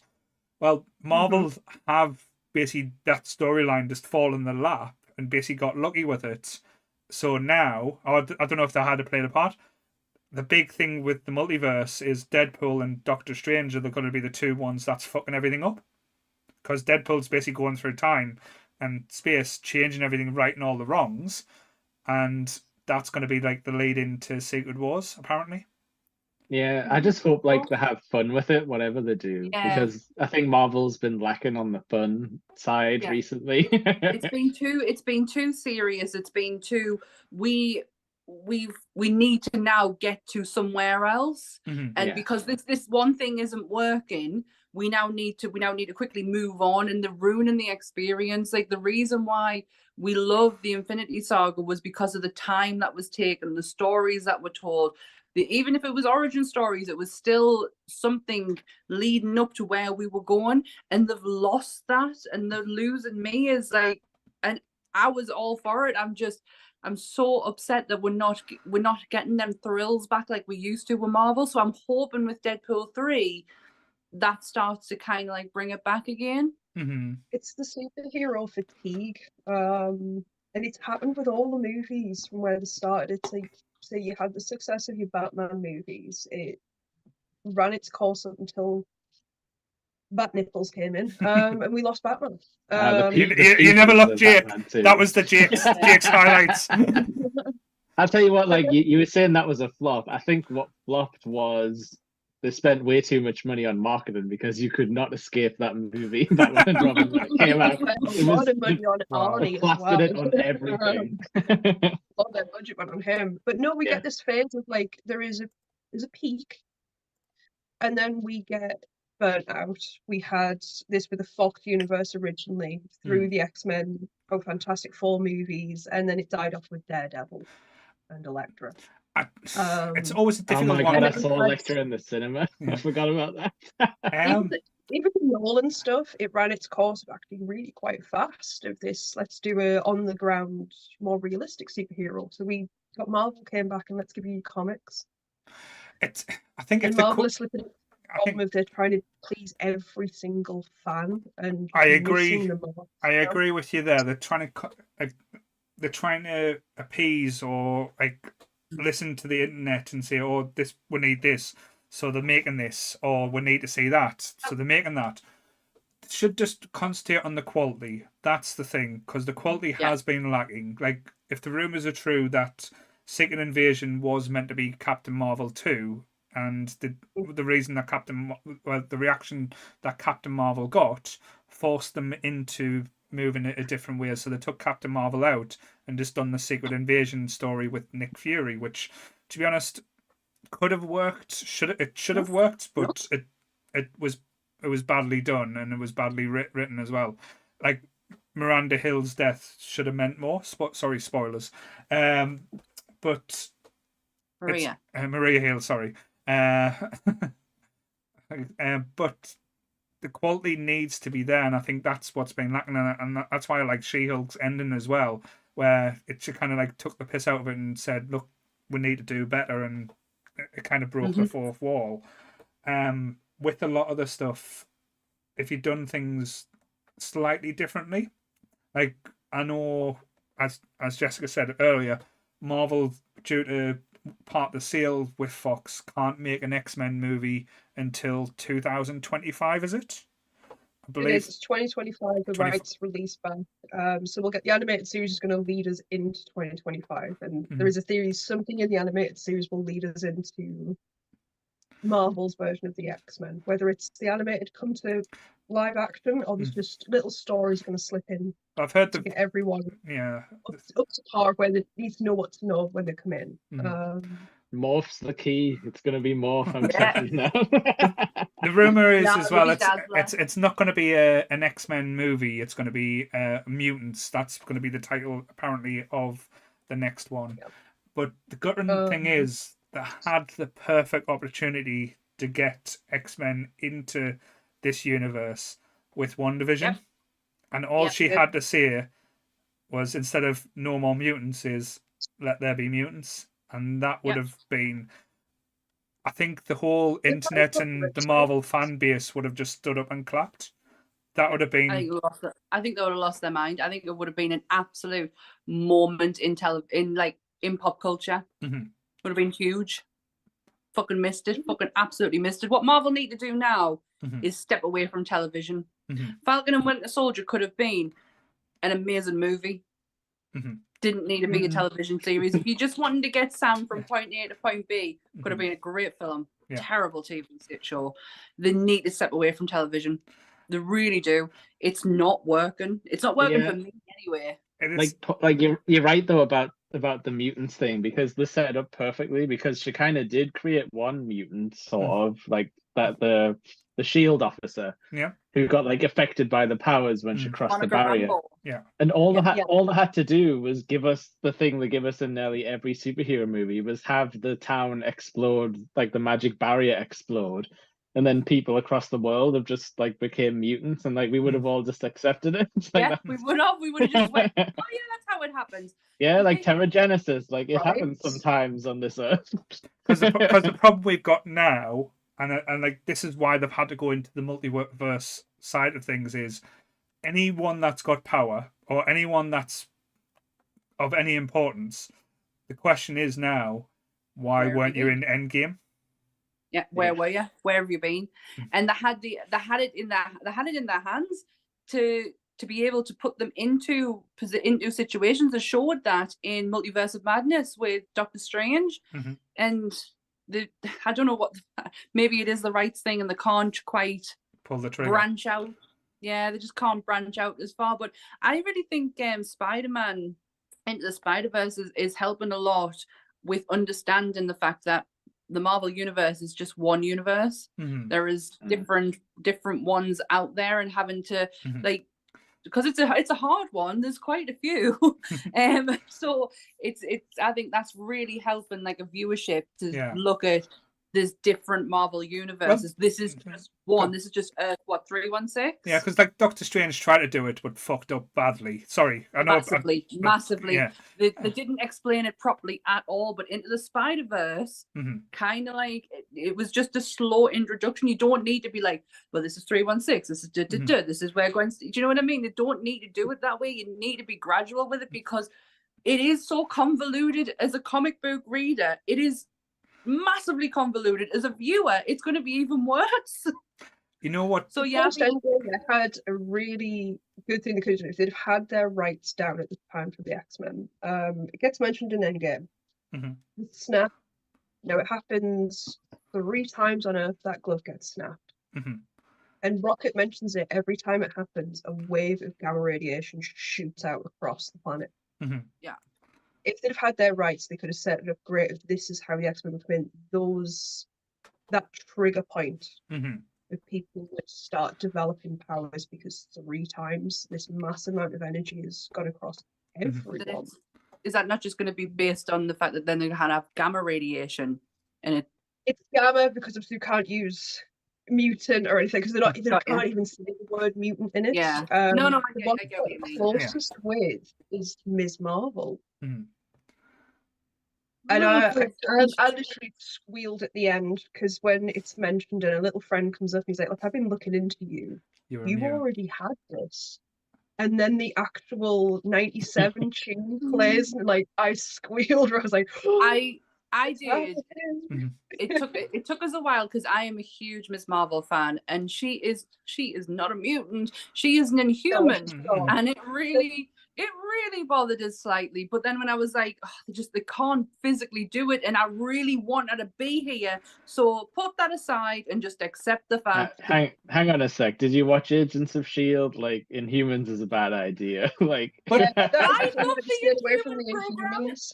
But Inhumans they're just X-Men again. Like I don't think they need them. but I love the Inhumans. But that's the argument I was just about to use there though with Jake, because at the moment mutants and Inhumans haven't been discovered in the Marvel universe. I know they've retconned Agents of S.H.I.E.L.D. They've said Like Black Bolt was there as well. Yeah. Black Bolt was there. Yeah. So, arguing this, if another friend said, "Oh, you're a mutant, or there's mutant DNA in you," she could still be classed as an Inhuman because the Inhumans haven't been discovered yet. Yeah. So that could be one way, because again, there's going to be so many different ways that they're going to pull. Because soon as they do, because I'm still pissed off at this, when they do Fantastic Four, the bad guy is going to be straight away Galactus. Again. Oh no, man! You've got it. That's a builder. Yeah. Well, to be fair, if the rumors are again, I think a lot of stuff's been coming out more due to the writers' strike and the thing that they've been releasing stuff to try and get back at the studio. So the rumors now, again, if I'm wrong, I'll hold my hands up. But this is the idea going forward. What was the Eternals 2 is going to introduce Galactus. I'm not watching that. They can't trick me again. Yeah. so the Eternals 2, that is happening. With Galactus is going to be like brought forth. Then it's going to be Galactus versus the Fantastic Four as Earth's heroes against them. Even though I think they should be, I would even take fucking the Mole Man against the Fantastic Four rather than Galactus at this time. But got the rights to the Underminer now. I think we're at the point with the Marvel Universe at the moment. The acceptance I take is the current Marvel Universe we've been watching. Mutants aren't a thing. No. This universe just does not have mutants. It does not have humans. We're going to get them in Secret Wars coming across. Mm-hmm. I think we're going to get the X-Men are going to be escaping, because it has mentioned that the more that you have the incursions, realities start to break down. Mm-hmm. Yeah, that's isn't that part of AVX or something, like the comic series, like Avengers versus X-Men? Mm-hmm. I'm pretty sure there's some talk of incursions there, and it's like it's the universes like occupying the same space and one has to go type of thing. It might not have been that story, but yeah. We don't need to do the start again. We don't need a mansion, and we need them just to come in. We know who they are. We know what they can do. It's like Spider-Man. We didn't need his origin story with Tom Holland. We already know it. We've seen it twice now. I don't think it'll Ben die a third time. Yeah. Come across in one. They even made us watch it again in like Enter the Spider-Verse. But no, that is a good point though. Because like through the years, there's been so many different ideas that's been popped about. There's been Young Avengers, which I do think still is like going to be one of the things that hasn't been announced yet, because of the characters that's been brought forward in the last years. Like we've had young Loki, we've had Kate Bishop, we've had like Spider-Man. Thing is coming into is it Agatha's? Yeah, Wiccan and I can't remember the other thing. Yeah, the whole thing they're going to appear. I get the feeling that the Young Avengers, they're going to have something to do with Kang Dynasty, and I think they're going to suddenly come in and play a very big role in Kang Dynasty. I think they're going to try and get rid of the Kang Dynasty as quickly as it possibly came in. No, Disney's standing by him. All charges are being dropped. Like, oh no, it's not just regardless of Jonathan Major's alleged issues, it's the characters just fucking dull, man. I don't know. If they do give us Kang that we got in the comics, if we get Kang from the comics, I'm excited. But give us the backstory as well. Make him the son or the future son of Reed Richards, and was Reed Richards or was it? I think so. He's Nathaniel. I think it was Nathaniel. Richards, yeah. Nathaniel Richards, dying lad. No, I think it could be surprising. They might play a much bigger role that we didn't think they were going to, but they might have something to do with Kang Dynasty. I think it would make sense for them. But they were talking about doing the West Coast Avengers as well with the White Vision now, because they're supposed to be doing Vision Quest or something like that, with Wanda coming back and trying to find Vision. No! That's supposed to be the sequel to WandaVision, which doesn't need a sequel. But yeah, are the West Coast Avengers the one that have Sasquatch as the? Don't.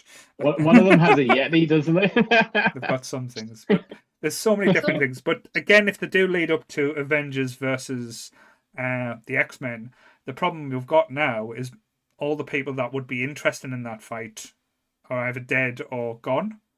Yeah.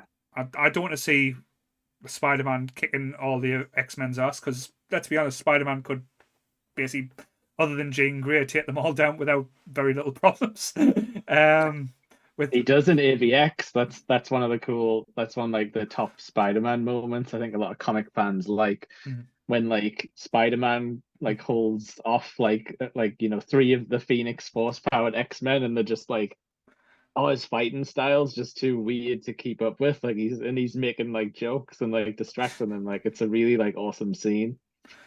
So the question is now, because sorry. Who's everyone's character that they want to see then come to screen? Like whether it's one that's already been done or someone who's not hit screen yet? Has anyone got anyone particular? It's going to be a difficult one because I would like them to do as you said, go for the original ones, leave out Wolverine, have Wolverine come in later, but do them well. I would love to see like Hank, a great Hank, a great Scott. Don't just give them to people that think, oh, how are you going to play them? Make the team small. You don't want to have it too big and too many. Give us certain storylines you can take through, because if you're going to move away from, like, say, the Marvel universe that we've got, and we go into the mutant verse, so we see it, give us 10 years of different characters, 10 years of different movies. Give us, like, a Gambit origin story, because not many people know Gambit's origin story as, like, the Guild of the Thieves and stuff. I think I got right. How Rogue become, like, say, if you want to lose Cavill Danvers, have Rogue as a terrorist and take her powers and stuff like that. Give us all these different elements and then lead up to X-Men versus the Brotherhood or X-Men versus the Avengers as a big payoff. And again, people will watch that. People will be aware for that, and it'll be fresh. It'll be different, but giving us the same type of thing. But giving us like characters like over and over, like like I loved She-Hulk, but we don't need another Hulk. We're gonna get the Thunderbolts, which will be interesting, having Harrison Ford being all gruff and angry as Red Hulk. Great, but again, it's just another Harrison Ford. But just having different things and different elements that we haven't had, but take your time, don't rush it. Yeah, absolutely, totally agree. They need to start looking at storytelling and casting and getting the arcs right as well. They just need to strip it all back. It doesn't have to be this grand affair. They need to strip it back. They need to build again. And one thing, please, if you're going to do an X-Men movie, steer the fuck away from the Dark Phoenix saga. It's been proven. It's been proven it doesn't work on the big screen. It's not something that transfers well. It's too big of a story. It's too much to tell. It kind of breaks your universe, doesn't it? Because it's like, oh, Watcher has the power to like undo like reality to the atomic level. Like, okay, I guess we're stuck now.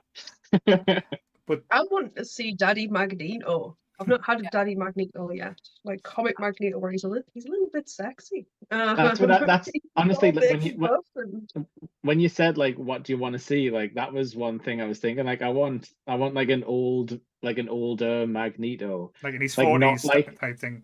Yeah, like not like an old man, but like that kind of thing where I want someone who's got that like classical actor vibe, but like he doesn't have to be a genuine old Shakespeare trained actor. Like, but he has to have white hair. I want him to have white hair. Yeah. You want McKellen, but when he was 40. Yeah. But like, I don't know if we have that caliber of actor around anymore. First one. But no, it's interesting. I'm always curious because to say we've had a lot of redos of the same characters every time, and it'd be interesting to see some different ones get the forefront, see some others get to explore them. Like say Bobby Drake is one. He's been there, but he's not been Bobby though. That's the thing. A side character to them. Yeah. I'll be interested in the bad guy. I think the movie will live and die on the bad guys as well. Have them, as you said, with the X-Men. There was no grey with a lot of the bad guys. It was like a lot of them were just fucking horrible. I would love to see Sinister just like as you said, it might not be kid friendly and might not be easy to do. But if they are going to go like do a hard rating and stuff like that, which that would be interesting. But again, to stay away from that, I can't remember the name now. The island with all the dinosaurs and that fucking pterodactyl. The Savage Land. The Savage Land. Savage Land, yeah. Stay the fuck away from that. So bad. I didn't even like that in the comics as well. Sorry. No. All the cartoon. One of my favorite costumes is Rogue's Savage Land costume. It's awesome. Yeah, it's awesome to look at, but if you're gonna read it, like say, have that pterodactyl's voice as well. But stay the fuck out of Jurassic Park. But yeah, there's certain different things that you think that as a fan you could. That's the problem now. As a fan, you think, I want this, I want that, and you realize if you get too much, it might not be work as we've had in the past. People said we want to see Wolverine go for Berserker Rage, and it was brilliant to see in X-Men 2, but then in X-Men 3 it was like, oh, it's happening again.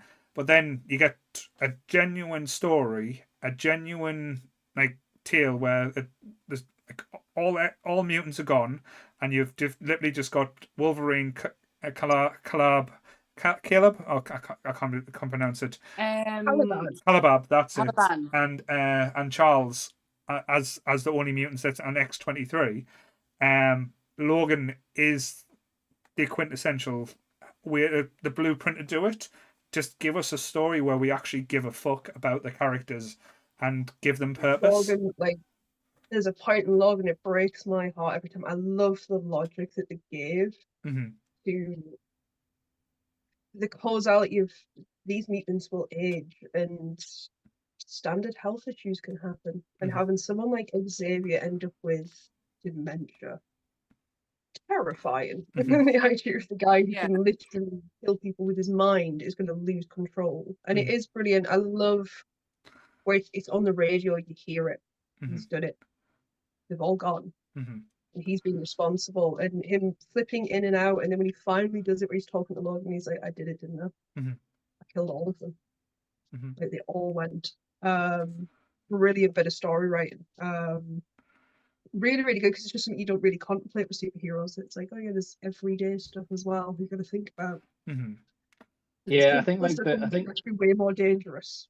I think that's what people like about the X-Men, like that they're very like vulnerable, like you see a lot of like there's a lot of like storylines where like, you know, like the people, the government are like rising up against them, and like as a group of like 6, like what can you really do about that? Like, because you can't just like power through people. Like, I mean, like Magneto will try, but like it's, and obviously like I don't know if we have like touched on it, but it is like a massive like allegory to like gay rights and stuff, like because it came out like, you know, it was getting big around the time, but that kind of, I think that kind of vulnerability and like otherness that the X-Men have is like way heightened. I know there's like people like Hulk and stuff where it's like, I can't live in society and stuff, but I think like they've always kept that at the top of the X-Men stories, and I think that's why people like really connect, because you can see yourself in like at least one of them, even if they are like outlandish. I think that's why everyone always relates to Peter Parker, just because like everyone went through that teenage like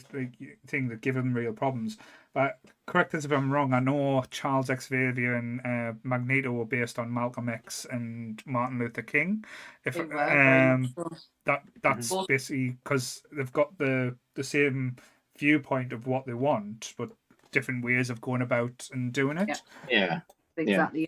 That is exactly the conversations I love between Patrick Stewart and Ian McKellen, where it's always the kind of what side of the fight you're going to be on at the end. And it's for Xavier, it's like we're just as bad as them, then it's going to keep happening. It's like, yeah, but one day they'll get worse than us. You've got to stay up, you got to stay ready, because it's not going to go the nice way here. I love that back and forth between the two. They both want the exact same thing. They do. But it's that fear of which is the right way to do it. You try and wait to be accepted, or do you fight for acceptance? Or do you force acceptance onto them, where, again, it doesn't always go the right way and stuff. Yeah, it always turns into a blockbuster, because apparently that's the right way to do it.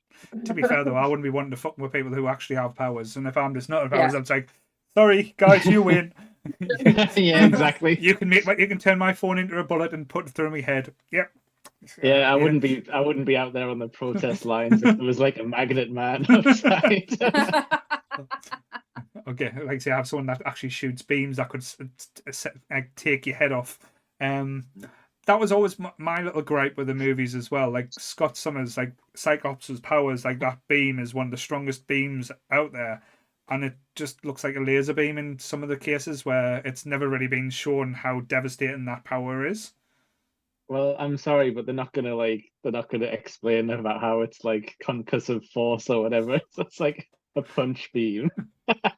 I don't know. Like I think they're always gonna have it be a laser beam. Like oh no, like I said, I'm not the fact that it's a laser beam, just that it doesn't do the damage that it should. Yeah. Like it hits someone and it just knocks them over. It should hit someone, it should take the arm off. It should go through them.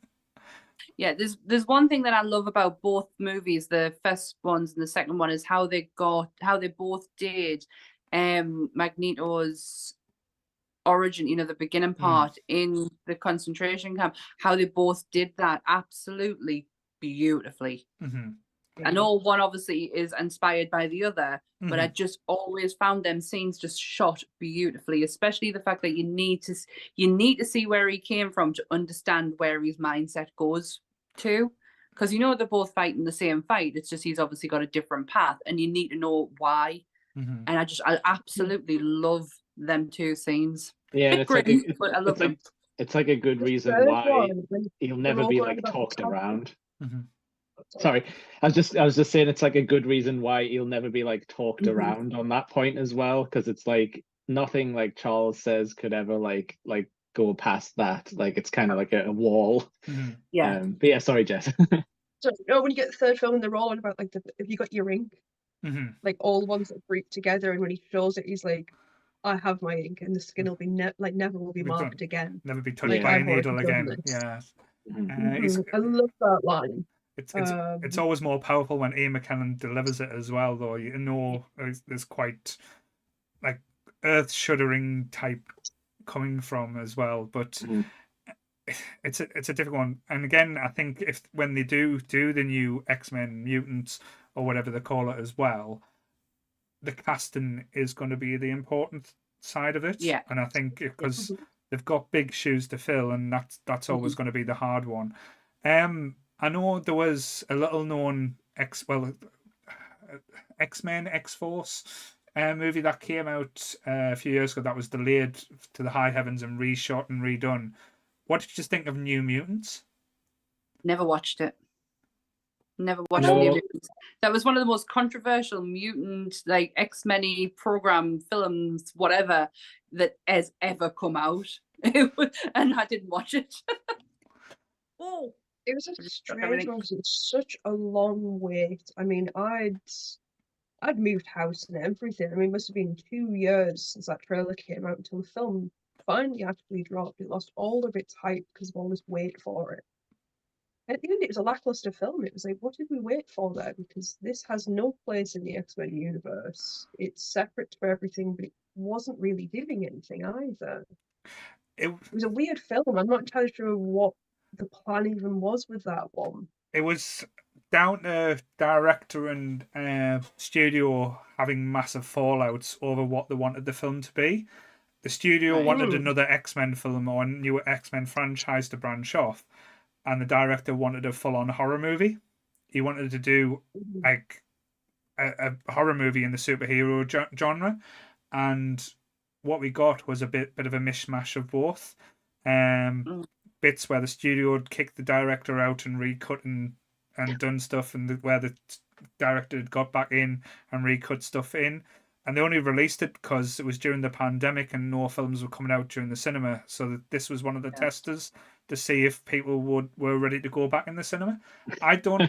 And they used this? Yeah, no, they did. They used it because people thought, if people are clamoring that much to see it like a movie, would they come in? And they weren't. People were still terrified of the Black Death and stuff. I shouldn't joke. It killed a lot of people. I'm sorry. Gotta get cancelled now. But no, it was a difficult one because I didn't think it was a bad movie. It was just bad using of the characters and bad using thing. As a standalone movie, it wasn't bad. It just didn't do the characters and the lore well. Yeah. But it was an interesting take because with the X-Men movies and like with the genres as well, you could turn these type of movies into any type of movie you want. You could have a romantic comedy, you could have an action film, you could have a spy film, you could have a horror movie. There's so many different potentials you could go in, and that's why I think the X-Men like movies, what become a bit of a joke, was a bit disappointing to me towards the end. Yeah. Yeah, because they just did the same thing over and over again. Like they were trying to raise the stakes, but like it wasn't really that different. Like Apocalypse isn't that different from like Dark Phoenix and stuff. When you think like, you know, it was kind of the same thing. I'm just gonna end the world and stand here with loads of like energy. But it's weird though that Deadpool got the casting better than probably anything else. Deadpool was given us the actual from the comic page to the screen, like Colossus in Deadpool. The most perfect Colossus. Like, it's weird seeing Deadpool being able to hit the note right where everyone else has kind of missed it. I think by not panicking about if it's real or. I think with Deadpool there was a lot of freedom and lot like. To be fair, the way that Deadpool got made, they took a lot of balls, and Ryan Reynolds went, "Fuck it, I'm gonna just do what I want," basically. And like, apparently, when it come to Deadpool 2, he was a massive bell end, where the director refused to work with him anymore and stuff like that. But he did get 2 big freeze boots, didn't he? The first movie is fantastic. How he tells the story that nobody wanted a Deadpool movie. They'd seen what Deadpool what had been done before, and nobody wanted this. And he was like, so they shot the teaser trailer that we get where he's sitting on the bridge, and Ryan Reynolds always says the story is somebody leaked it. It was him. It was 100%. He leaked it straight away for people to see because he knew the minute people saw that suit, game over. Do you know the timing of the leak as well? You know when he Comic-Con San Diego weekend. Wow, it is brilliant how he did it, mind. Brilliant. Just after the first Suicide Squad trailer had hit. Oh God, there's so much about that come out recently about David Ayer's Suicide Squad. Wow, I always thought David Ayer was a bit of a dick because of his attitude that he had at San Diego Comic-Con towards Marvel. I'm always going to think like you're a dick for thinking that way, but I understand after all the news that's come out, I understand why David Ayer was like why he stood by his movie for it then to be completely stripped by the studio and turned into something that he did not create. And I was like, oh, I take it back, David Ayer, you're not a dick. Like, I understand why you stood by it. And I want to see it now. I want to see the David Ayer Suicide Squad. There's also, remember, the Joel Schumacher cut of Batman Forever? Let's see it all. Just bring it out. There was a different version of that movie when the studio got involved. More gear. Yeah, I'm interested now. It's close to 3 hours, apparently. Yeah. We watched Justice League. We'll do it. But apparently there's a good bit of trivia. Sorry, quickly. In Deadpool 2, you know when we see the second wave of the X-Men where he opens the door and they're all in there and just sort of close it back over? Yeah. Because he always made the joke, obviously, we don't have the rights to anyone, so where is everyone in the mansion? It is just literally in pure luck. We were filming at the same time, and they were kind of across in one studio there and the other, and you just kind of like, could you? And it's like, we're not coming across to yours. We'll film something for you. We'll send you the cut. And Jennifer Lawrence is the only one missing because she wasn't on set that day, but the rest of the cast filmed just this 30-second thing, like, there you go. You can see the X-Men are there. Well, didn't Brad Pitt do his cameo for a cup of tea? Yes, he did. Yeah, I think I'd class that. The school that the kids at in Deadpool 2 is the same school, and I don't know if you've watched this. Me and Anth did, and it was fucking phenomenal. The Gifted, the Marvel, the X-Men TV show, is the same school that's in there. Right. It's a reference to Mr. Sinister as well in the comics. Technically, that's his. It didn't have all the religion and stuff, but yeah, he was running a school at one point for wayward children. I'm just trying to think now, because like, wasn't there a TV show That came out. Was it called The Gifted? Was it? There was The Gifted, yeah, because it has Polaris in it, and I absolutely fucking adored her version of Polaris. I thought it was brilliant. There was The Gifted, and then there was Legion. Legion, that's the one. With Dan Stevens, of Downton Abbey, yeah, and who. I never finished that. It. No, we didn't either. We got told that it got cancelled in season 2, and I was like, oh, I don't want to like. If season's 1 what we got, then that's fine. I'll be happy with that. I don't want to get into something that's not going to continue on, because the first series was phenomenal. It was some of the really good television. Wasn't the last episode that got filmed, didn't it have Charles, and that's why loads of people kicked off, because Charles Xavier came into it? Well, I can't remember in the first series. I don't know if it was season 2, but I remember they had a different. Well, it is his daddy, isn't it? I can't remember now. Legion is the son of Charles Xavier. I could. You might be right. I don't know. Like I said, I might be wrong. No. It got too trippy, I think, and I was like, I'm a bit funny with shows where you can't trust what's on screen, if that makes sense. You know, where it's like, okay, the character is the character seeing this, or are they not? And what am I seeing in relation to that? Because wasn't the bad guy in that Nightmare or something? Wasn't it? Oh.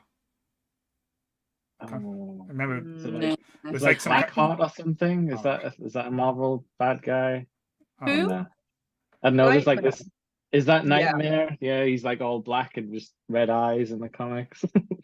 I'm sure with all that he is Charles Xavier's son. You're probably right. The attempted one called The Runaways. Oh, fuck that show. Sorry, no. Fuck that show. No. It was terrible. I think they got 1 season and it was done. But I think the idea, what they were supposed to be doing was, I think it was supposed to be Paul Logan. I think it was supposed to be that all mutants were gone and these were the last of them. And it's keeping them safe for as long as they can, because now obviously all mutants are completely dangerous. But it's terribly done. It's a strange one. It's a bit kind of like Humans. It's a strange one because they pulled out loads of different ones like Lock and Key and stuff like that. That just was so bizarre. But Cloak and Dagger as well. Cloak and Dagger. Cloak and Dagger. That was the one. Is that DC or Marvel? There's too many. You don't know the thing. Look, Cloak and Dagger's Marvel. Oh, I'm thinking of Hulk and Dove. Hulk and Dove, yeah. In essence, the same characters, but yeah. The only thing, again, just because I know we're talking about, like, say, the casting in the new Deadpool. What do you feel? Because there has been a bit of controversy about a rumored casting of a certain X-Men character in Deadpool 3 that people are not happy about. How do you feel about Taylor Swift as Dazzler? I love it. I love it. Fucking do it. It makes sense. It makes so much sense. If Dazzler it would make sense. Of course, it'd be bloody Taylor Swift. Yeah. If Dazzler was going to come out the woodwork, it would be Taylor Swift. Oh, let it be. I'm just the originals. It'd have been Britney. Sorry. If it had been done in the original ones, it'd have been Britney. Yeah, you're right. But no, let Dazzler be. Let her come on screen, and if it is in Taylor Swift form, let it be. Like, I love it. Hey, Swifty's been in movies before. She's in the Hannah Montana movie. You know, she might be part of the guild for all we know. I'm very curious though, because they're bringing everyone back instead of, we're going to get Halle Berry, we're going to get James Marsden, we're going to get Famke Janssen back. No word on Anna Paquin. No word at all whether anyone's asked Anna Paquin whether she wants to step back. Does Anna Paquin act anymore? Did she not retire?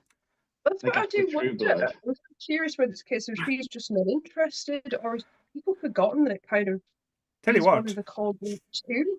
She better be in fucking Trick or Treat too. Sorry, if they didn't say one, she has to make a fucking return, or I'm boycotting that movie. She was the fucking sexiest werewolf I have ever seen. I will not boycott it, but she better be in it. But Paul wants to recast as Sabretooth, is what he said. Yes. Or Wolfbane. I'll take her as Wolfbane. Yes. Oh well. No, but certainly. So wrap up now. So any other points on the X-Men universe that we might have missed out on? I know, like say, comics we could have talked about. Like say, the Ultimate Run was, in essence, some of the best comics, but also like say, more people to get their hands on. I know there was two things I wanted to mention as well. I say personal stories, which I find quite funny. I had my first ever date with a girl I took to the pictures to see X-Men 2. So Hell yeah. so that was my personal experience. So that was a sweet. I was that nervous, so I didn't even hold a hand or kiss. I appeared, but mine and Ants was Spider-Man 3. It's mutant in a way. Nice. Still together. And I did have other comics, but the first ever proper American style comic I actually went out and bought was in a shop in Granger Market, and it was a Wolverine comic. It was the issue where Wolverine had got sick. It was like a one-off shoot where Wolverine had killed Sabretooth for the it was like a death issue where Sabretooth was locked behind bars and Wolverine was interrogating him, and he was telling them that he was going to kill every person that Wolverine loves. Jean Grey, Silver Fox, everyone that Kitty Pryde, that he was going to go and find them and kill them when he got out, to the point where Wolverine believed him and puts his two claws, that was like a panel in this comic, two claws go up there, and then all you see in the next panel was snicked, and you see Sabretooth's eye bulge out. So basically, he put up the middle claw to kill off Sabretooth. So that I remember that as a kid. That was the first ever actual proper comic that I went out and bought myself. Burned into your brain. Wow. Horror Yes. image. That's some brutality right there. That's how we roll now. But yes, any other points about the X-Men universe that you want to raise? Bring back Morph, and he has to have a blue-yellow suit and a jacket over it, and that's his entire costume. And does he have to look like he's never slept for 16 hours? Yeah, he kind of looks like Ross from Friends. Ross. Get David Schwimmer back. Get David Schwimmer as Morph. That would work. I'll take that.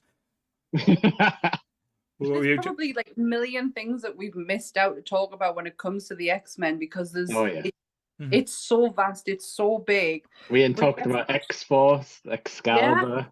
There's so much, and we can. And you know what? Lauren's gonna kick our butts. The best part about it is we can always come back and do another one. Definitely. Mm-hmm. Yes, because I know Lauren was meant to be on, but I know she had some family that's not been too well. Bless her. So get well, Lauren. Yeah, I would love Lauren to come on. I know what Lauren's knowledge is. Well, we all do. We all sat on free comic book day one, and to be fair though, if Lauren came on, all of us would just sit there and just shut up and let her talk. Yeah, we wouldn't have a chance to say it, because it'd be like Lauren just spitting out all these facts. Yeah, like Sammy says, if you want more X-Men, we definitely talked a lot of X-Men on the free comic book day stuff. Yes. It's still there. I'll pull out Mystique next time. Tell you what, that'll be some screenshots if you start pulling out this Mystique cosplay, because you have to paint that one on. I'm sorry. I'll do the white dress and everything. Classic. Jake's like, oh, Paul, go away. Just get Classic Paul. That's your mutant pal. Yes. Well, I want to apologise for the quality of my video tonight. The fact that I've moved around so much, and the kittens have done my nut in. I don't know. At one point, if anyone heard us, I did a gasp and went shit. They were trying to climb a towel. That's fine. That's what kittens do. So they're now Kittens are bouncy. They're fine. I know, and I'm so sorry. But next week I will be back in my room, because it'll be old and out, and well, kind of. But yay, happy days. Yes. So, I'm trying to think now. So tomorrow, me and Jake are escaping the world and going into the real world. We're going to a toy fair up at your way, Sammy. But Sammy doesn't. Yes. Sammy's not joining us because she doesn't want to play with us. So I don't want to play. But you're more than welcome to come and see some kitties. Just saying, you're not that far away. But yes, and don't forget to tune in tomorrow for Monsters Up North at 7 p.m. A new episode goes live with Sam and Dan talking about Tom Savini movies from the 80s. Is that right? We start where we left off. We left you with Freddy 1980, and we'll start from there onwards. Cool. Freddy the 13th, is it? That's what I meant to say. Yes, absolutely. Freddy the 13th. Freddy the 13th. That's what they should have called versus Jason. Yeah. Completely wrong franchise, but yes, it's Friday the 13th. My apologies. Fine. I took a step back and was like, is that right? No. You were absolutely right to point that out. I haven't decided on next Sunday's episode. I know we were meant to be doing top 5 spy movies, but I don't know. I'm not feeling spy-ish at the moment, so I might kick it up and change it up a little bit. But yes, like I said, Goodwill is taking a week off, I believe. So I don't think Goodwill will be streaming this Friday. So I might text him and take over his spot. I don't know. I might just be that kind of guy. It's going to be a mixed matchy week. I'm sure we can figure out how to fly a spaceship between all of us. Yeah. Yes, and Jessica will be returning again. I'm interested to see if she'll do cosplay for Tuesday. Now we're going to be reviewing The Mummy. So is she going to beat Graham now and just put toilet roll around herself and? Depending on how tired I am, I might be looking like an old pepper before he gets everything back. Yes, on Tuesday, Lee, Beth, and Jessica is joining me to talk about one of the sexiest movies, sexiest PG movies, shall we say, of the 90s. Fun for all the family. On Tuesday at 1 p.m. So it'll be a lunchtime stream for everyone. Anyone else got anything you just want to plug? No, Monsters tomorrow. Next Sunday is Undecided. Mm-hmm.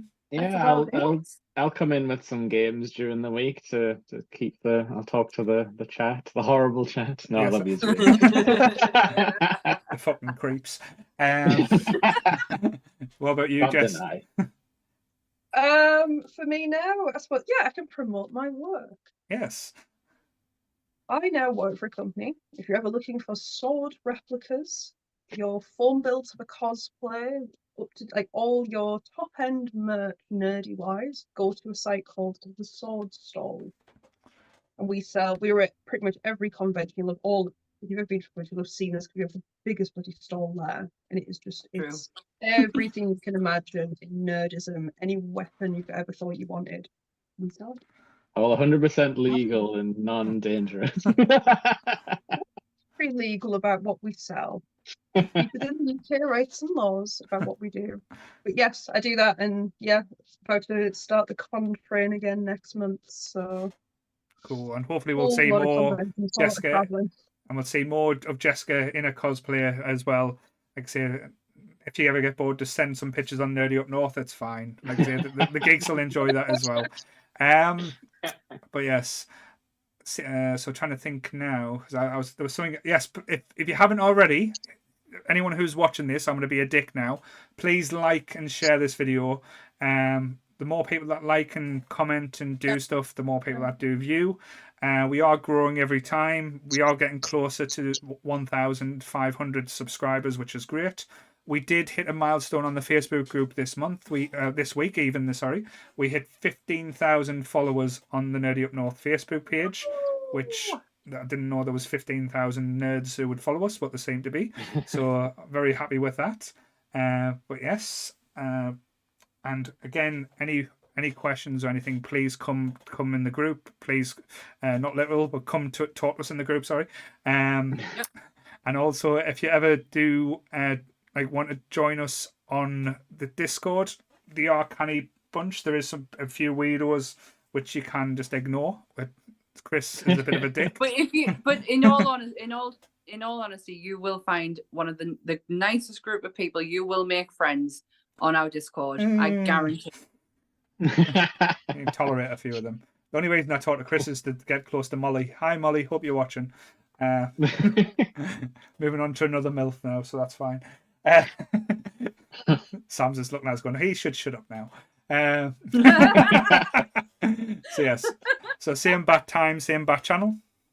See you nerdy, everyone. Bye. Bye.